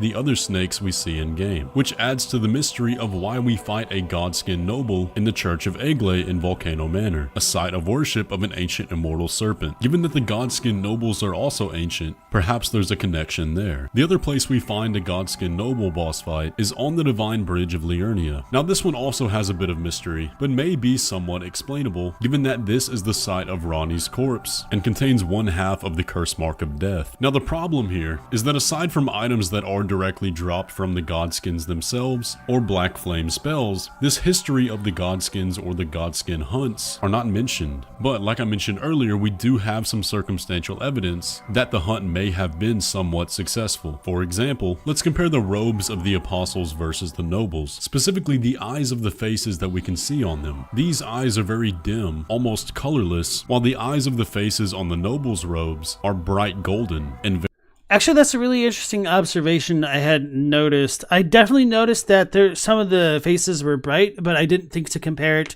between the sets. I just kind of assumed that they were the same, and I never really thought about it too much. So I guess this could imply that they would have had more grace during the time of the Crucible, which definitely aligns with a lot of my feelings about the Crucible and its relation to grace, which I'll try to make a video about before the DLC releases.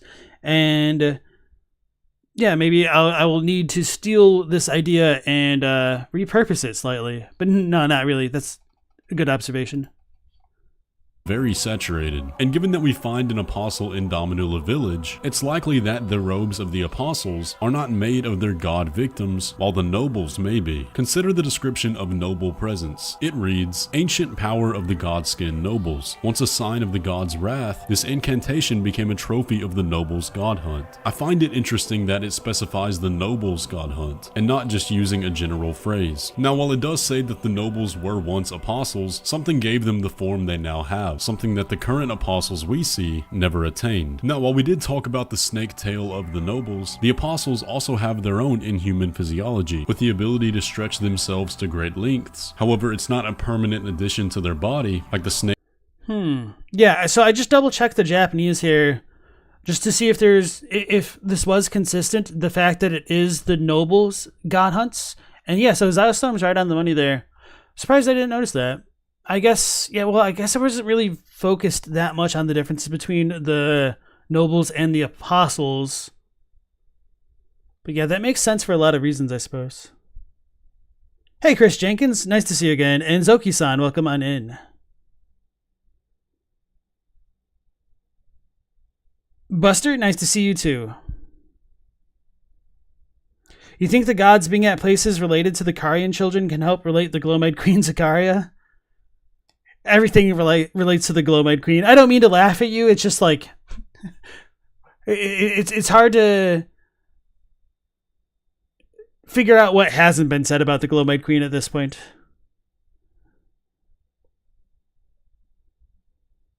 I'm not lost. I'm last.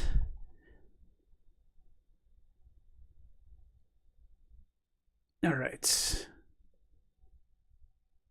All right, let me go back to the video. I'm gonna back it up a little bit since I got distracted looking at the Japanese text there. General phrase. Now, while it does say that the nobles were once apostles, something gave them the form they now have, something that the current apostles we see never attained. Now, while we did talk about the snake tail of the nobles, the apostles also have their own inhuman physiology, with the ability to stretch themselves to great lengths. However, it's not a permanent addition to their body, like the snake tail of the nobles. Now, what does all of this mean, and how, if at all, does it connect to the DLC? Well, when it comes to a god hunt, we know of one in the history of the Lands Between, that being the Night of the Black Knives, an event that the game consistently reminds you about being the pivotal moment that spiraled the Lands Between into chaos. But no gods died that night, only demigods. And again, you would think if gods were killed, then this would at least be referenced outside of the ones who perpetrated it themselves, or recorded as some kind of history. Instead, it's just not, as if all signs of this so-called god hunt were completely erased, not mentioned. And to be fair, like, it's the Black Knife Assassins which performed the Night of the Black Knives, not necessarily the Godskins themselves. So that might be able to explain, like, this, I don't want to call it a continuity error, but continuity difference, I suppose. Yeah, the whole idea of like gods being around to hunt has been pretty problematic for the lore because they're not ever explicitly referenced anywhere, and the types of the faces that we see on the robes aren't really reminiscent of almost anything in the game except for maybe the Bubble Boys in the Erdtree region and Leyndell. But even those Bubble Boys don't entirely match the Godskins because Bubble Boys are more teal in their hue, and they don't have like beards or like the other types of anatomy that you can see like on the robes and whatnot.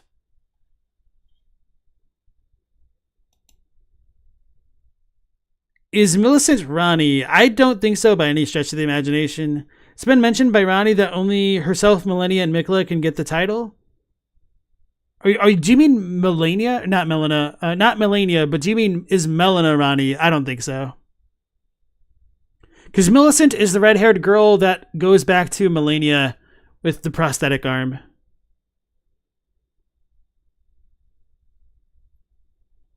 mentioned by anyone, even in passing. Now let's take a look at another example of something similar, the banishment of the Nox. In the eternal city of Nokrin, we find the Finger Slayer blade, an item that is also capable of at least harming the gods, and given that it's drenched in blood, suggests that it was at one point used. Now we have no record of what crime this was. The only way we know that it happened is the Finger Slayer blade itself being proof that something occurred, and the punishment for this crime were the eternal cities being banished underground, once again erased from history. There's a very clear pattern here. The DLC trailer introduced us to Mesmer, an equal to the demigods, who has also been erased from history. And while we've already speculated in the past many times on what his crime might have been, what earned him this punishment, the land of Shadow as a whole has been veiled from the outside world and also scrubbed from the references in the lands between, to an extreme degree.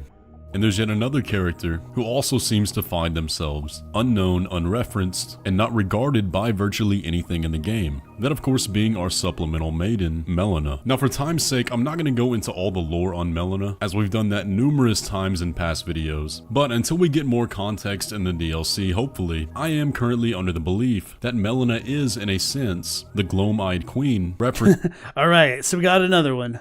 in the Godskin lore. And if you want to know why I think that, then you can check out this video here. But if that is the case, then we have some very interesting possibilities. And it begins by exploring some similarities that a lot of people have noticed between Mesmer and Melina. Both are all but confirmed to be demigods, both have reddish hair with golden eyes, both have a close connection with fire, and both have a sealed left eye. Now combine that with the fact that both their names start with M-E, and there's a strong argument that they could be siblings, given the naming conventions of the royal families in Elden Ring. Now I'm definitely not fully on board with that theory just yet. However, like Melina, there's a lot of evidence that suggests that Mesmer could have committed the cardinal sin of burning the Erdtree in the past, and that sin earning him banishment to the Shadowlands and erasure from history. Like the Melina stuff, if you want all the details on that, check out this video. Now, the missing link time. So yeah, as far as the prophecy of cardinal sin, I don't know if it means that such a sin actually happened, or if they sealed the flames away and said, hey, it would be a sin to burn the Erdtree and don't do it. So I don't necessarily disagree with Xylostorm's assessment here. I'm just saying it does not fit neatly into the timeline to try to place any burning of the Erdtree for multiple reasons. Which isn't to say that it didn't happen. It's just, it could have happened in so many different parts of the story that it's pretty problematic, I suppose. And then Zoki said, the lump we see in the second trailer, the difference in the texture could be because the mat is still attached to the blood circulatory system, while the armor is mummified, hence glossier. I'm sorry, will you elaborate a little bit more, because I'm not entirely following what you're saying there. And then Shadow Beast says, Mesmer might be a hero, it's just a guess. So, yeah, I don't know if Mesmer himself has committed any sin, to be fair here. So I'm just kind of sitting on the fence to have more info about him. And even if he did commit a sin, he doesn't seem to be like actively rebelling against potentially America based on the way he seems to reverently refer to Mother in the first story trailer. Chris says, you think you know why people have visions with a lore item you can check? Could you elaborate? That's a little bit too vague for me to follow. Mao said, committing any sin, killing the Omen. They're graceless. It's okay. Hey, Genos, nice to see you. You still think the spears impaling the giants up north look similar to Mesmer's? So, I don't think so, because they look more plant-like, but I have wondered whether or not Mesmer's flames are kind of reminiscent to those briars of sin. And then Pyru is nice to see you again. Is the Ash in Leyndell not from the Erdtree? So, we can't definitively say one way or another, and there are so many theories about the Ash in Leyndell that it's pretty difficult to keep track of all of them. So, for example, some people believe that Ash could have sprung from the Shattering itself. Others believe it could have happened when Grandsax attacked. Others still believe that it could have happened from an somewhat unclaimed burning of the first burning of the Erdtree. It could potentially be explained by like the giant war. Maybe the giants were able to burn the Erdtree. That might coincide with the first cardinal sin as well. We don't really know. Joey Ripko, welcome on in. You think Marika is a rock? I mean, she doesn't exactly seem the most fleshy at the end of the game, does she? And then Rob said, Marika could be dead. Oh, no. Melina could be dead if we go after the Erdtree burns for the DLC. So that is something that I'm curious about. To be fair here, if Torrent is a spirit steed and can exist in the spirit realm, if Miquella is indeed riding like our actual Torrent, then maybe even after we kill Melina, her soul might go back to the spirit or shadow realm as well. But that is also very contingent on whether or not the shadow realm or realm of shadow, whatever you want to call it, is the spirit realm to begin with, or if Torrent can just travel to both realms from the actual spirit realm, I suppose.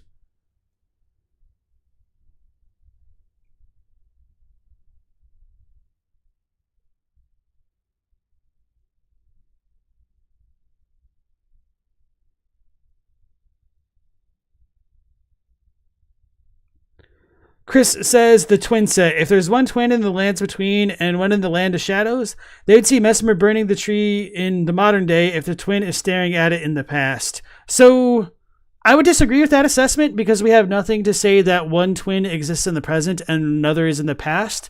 We're also told that they have one soul, which might complicate things. But to be fair, they do seem to have a bit of metaphysical knowledge of what can happen to the other twin.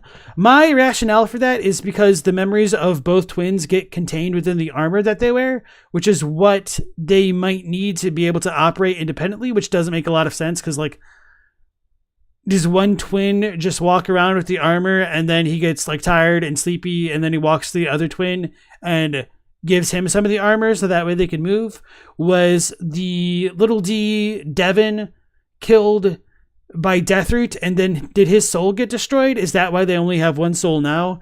There's a lot of ambiguity as to their existence in the lands between. Genos, you ask, how likely is it to have additional voice lines from Gideon and various NPCs in the base game while doing the DLC? So I think I would not be surprised if we get a tiny bit of extra dialogue from a character like Gideon, but I don't think there's going to be anything near the level of like a quest, because Miyazaki said in one of the interviews, I think it was the Famitsu one, or maybe it was the Chinese one, I think, that they didn't want to have the player character kill a bunch of NPCs and have those NPCs have quests in the DLC. So a lot of the base NPCs aren't returning. Now, he didn't say that none were not returning. So hold on. Did I syntax that right? He didn't say that they were all not returning. So there's always the possibility that a character like Melina or Gideon might have a couple of extra references, but we honestly just have no clue how it's all going to fit in there. And then I also wonder like what the situation would be with Melania and the whole Miquella thing, and especially Mohg. But apparently we need to kill Mohg to get into the DLC anyway, so who really knows?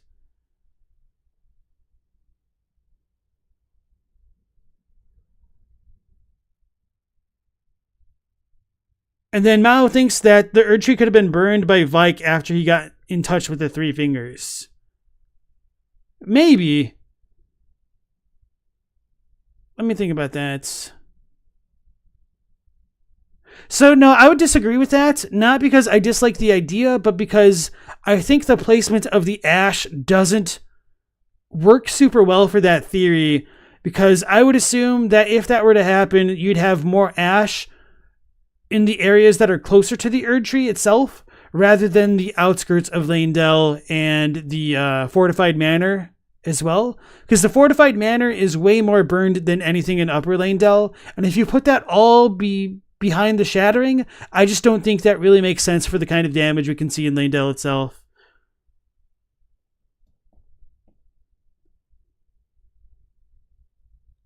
Ding Dong says, the game tells us Marika shattered the ring herself, so you don't know about a natural disaster, and that shows us in the opening cinematic. And then Angry Age says Patches will make a comeback. I honestly wouldn't be surprised if Patches does. Or if not Patches, a Dutch word for patch, perhaps? Lap? Who knows?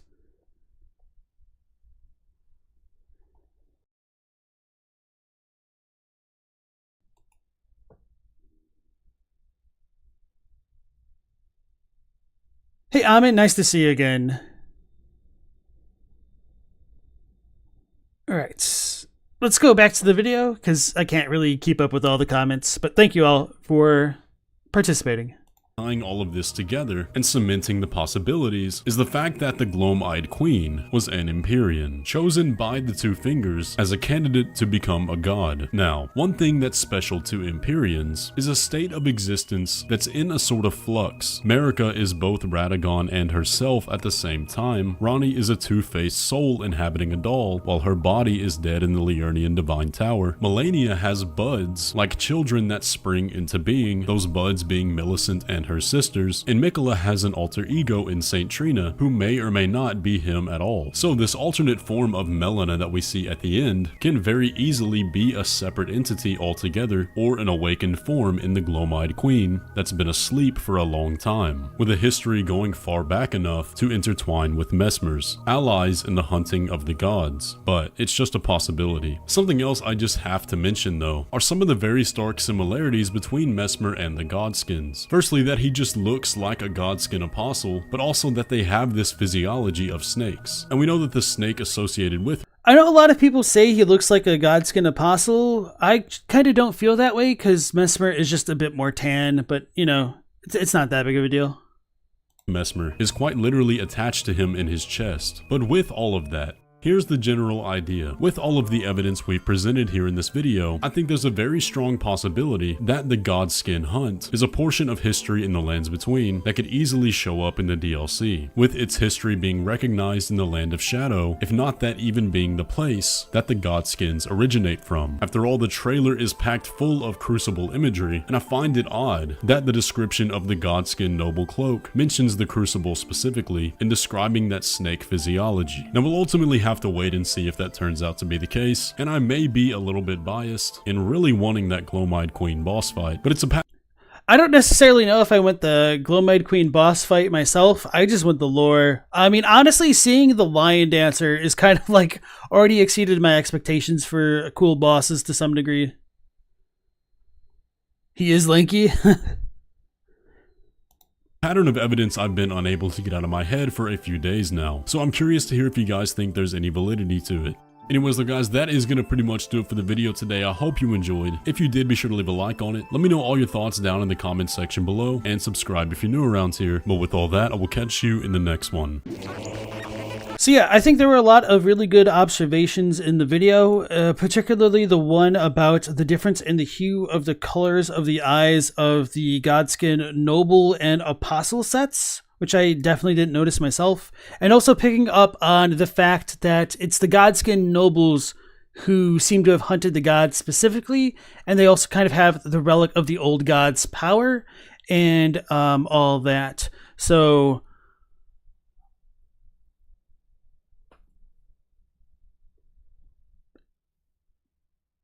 I forgot where I'm going with this. Anyway, yeah. I've gone ahead and liked... No, I've not liked the video. I'm going ahead and liking the video now, and I've already linked it in chat if you guys want to give Ziostorm some support there. It's definitely a really good video. Damn it. There was something I was going to say about the Gloam-Eyed Queen and the Crucible stuff. It's not super relevant, and I don't know. It's just going to like take a while to go through. So yeah, for anybody who's new to the stream, I'm going to apologize because there's not going to be a lot of context to actually make this make sense. So I don't really expect you guys to fully follow along or like fully support what I'm about to say. So anyway, with that disclaimer out of the way, I think there's a very good chance that the Crucible was still around during the time of the Gloam-Eyed Queen, but I'm also of the opinion that the Crucible time is Godfrey's Erdtree age. And so I think the Gloam-Eyed Queen was active with Godfrey and Marika kind of being the top dogs in the lands between somehow, which is very complicated to try to rationalize. But I'm also comfortable with the idea that the Gloam-Eyed Queen and all that stuff could have happened earlier in the timeline. It would just take a lot more recontextualization of certain events on my part. So, with that being said, all of the imagery that might tie the Godskins to the Crucible makes a lot of sense to me, and that wouldn't surprise me if it would coincide with Marika and Godfrey's rise to power, and why the Godskin nobles specifically would have been hunting the actual gods at one point. So maybe that could have been the transition between Marika and Godfrey coming to power, which is a very common thought there, but we really just kind of need the DLC itself to elaborate further at this point, I feel. So what are the chances we're actually going to get like direct answers? And if we do get those direct answers, what are the chances that they'll be satisfactory answers is kind of like one of the biggest anxiety producing feelings I have about the lore for the DLC. Honestly, like one of my biggest fears is that it's kind of two-parted, because it's going to suck if I'm wrong about a lot of the ideas, but that's just an ego thing and I'll get over it. But it's also going to suck potentially worse if I'm right about my theories, because a lot of the stuff which I've been saying about the lore is just not clear. And I don't know if the DLC could clear all that up based on like the most common thoughts about the lore right now. So I kind of almost don't know what I would prefer at this point. I mean, a big part of me would prefer to be right, but yeah. Mao thinks the Gloam-Eyed Queen is definitely pre-Erdtree. Wow, I can't read. Zoki says the Gloam-Eyed Queen got spiritually colonized by the Newman. Jeno said, would it be a tag team match between Marika and the Erdtree versus the Gek and the Crucible? I personally don't see a difference between the Erdtree and the Crucible. In before Gek is a scaleless pale dragon. That'd be wild. Urshay, nice to see you again. There have been a few things you've seen people talk about. Mesmer being related to the god-devouring snake, and mentions of his physical shape being close to Godskins.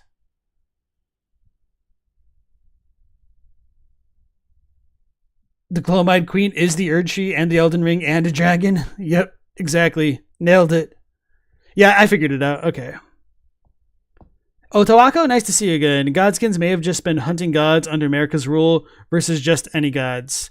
So yeah, gods under Marika's rule versus any gods. And if so, that would still be annoying that there's the delineation between demigod and god if they're explicitly under Marika versus other gods. I've wondered whether or not gods in general could be akin to the snake or serpent god, whatever it's called, or just a bunch of other gods that we don't know about, like the Oracle Boys or something. There could be overlap as far as the entities were active. Yeah, I assume so to some degree. Dylan says, minor thing you've wondered lately is the relationship between the Crucible, Erdtree burial, and grafting. I would say definitely yes, but this, of course, kind of makes more sense with my interpretation of the timeline in that I believe the Crucible is the Erdtree under Godfrey, the earliest period of the Erdtree, and Godfrey's time is kind of affiliated with grafting via potentially Erdtree burial, depending how you feel about that, but more specifically how Godric wants to memorialize the age of Godfrey and turns to grafting as a kind of weird homage to that era, I guess. So it makes sense in my mind, but probably not for a lot of other people there. Chris says, if the Crucible is the Erdtree's past, wouldn't Marika want to cover it up like the aspects of the Crucible? I think she has. I think she covers that up by saying it's all been one era. She's always been the true god, and like Radagon goes along with her, and the religion of the Golden Order just kind of like covers it up that there was probably a huge actual monumental shift in the governance of the Elden Ring and the order of the universe between the Elden Ring during the Age of Godfrey and when Radagon instituted his Elden Rune into the Elden Ring.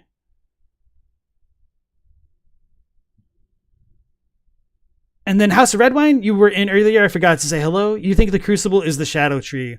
Well, it is also questionable how much of the Shadow Tree is meant to be distinct from the Erdtree.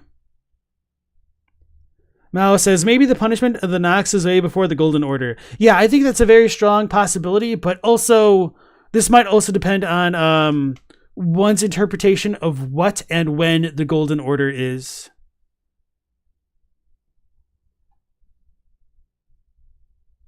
Zoki thinks the Nox were Newman psyops. I don't know how I feel about that, because the Nox are definitely distinguished from the Newman to some degree, even if there's a lot of overlaps between the two cultures.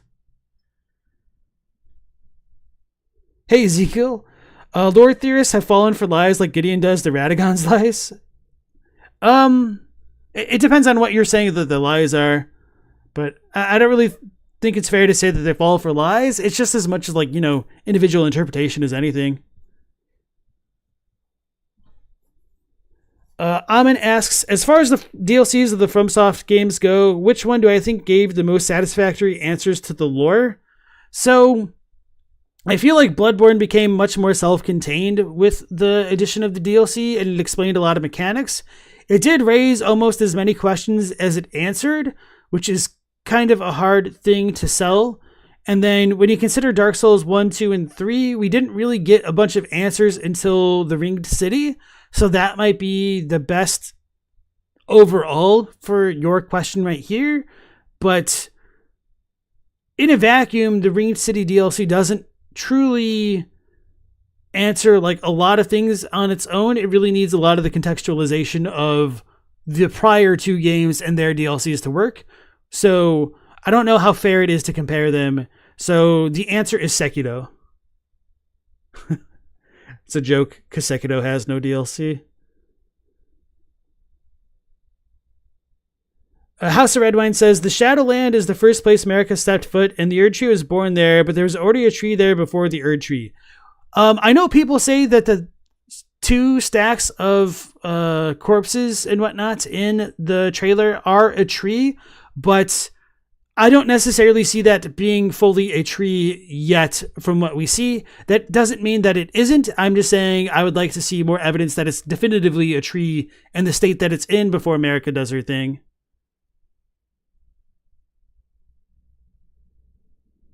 And yeah, Mo, I have wondered that myself, whether the Nox were the ones who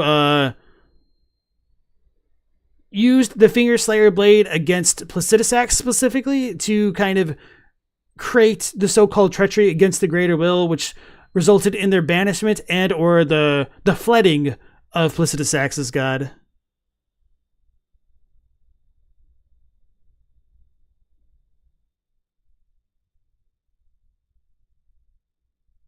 Thou art yet to become tree.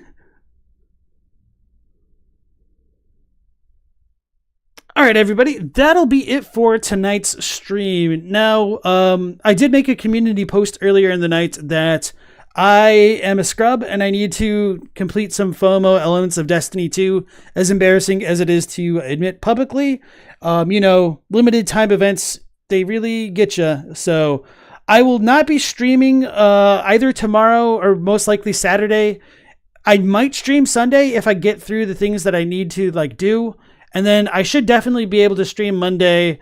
And then on Tuesday and Wednesday, if my math is mathing properly, I will take another break to go through the new expansion of Destiny 2. So I will most likely be back next Monday and Wednesday for the stream and all that. I'll send out reminders in the Discord and probably on the YouTube posts as well if you want to stay up to date.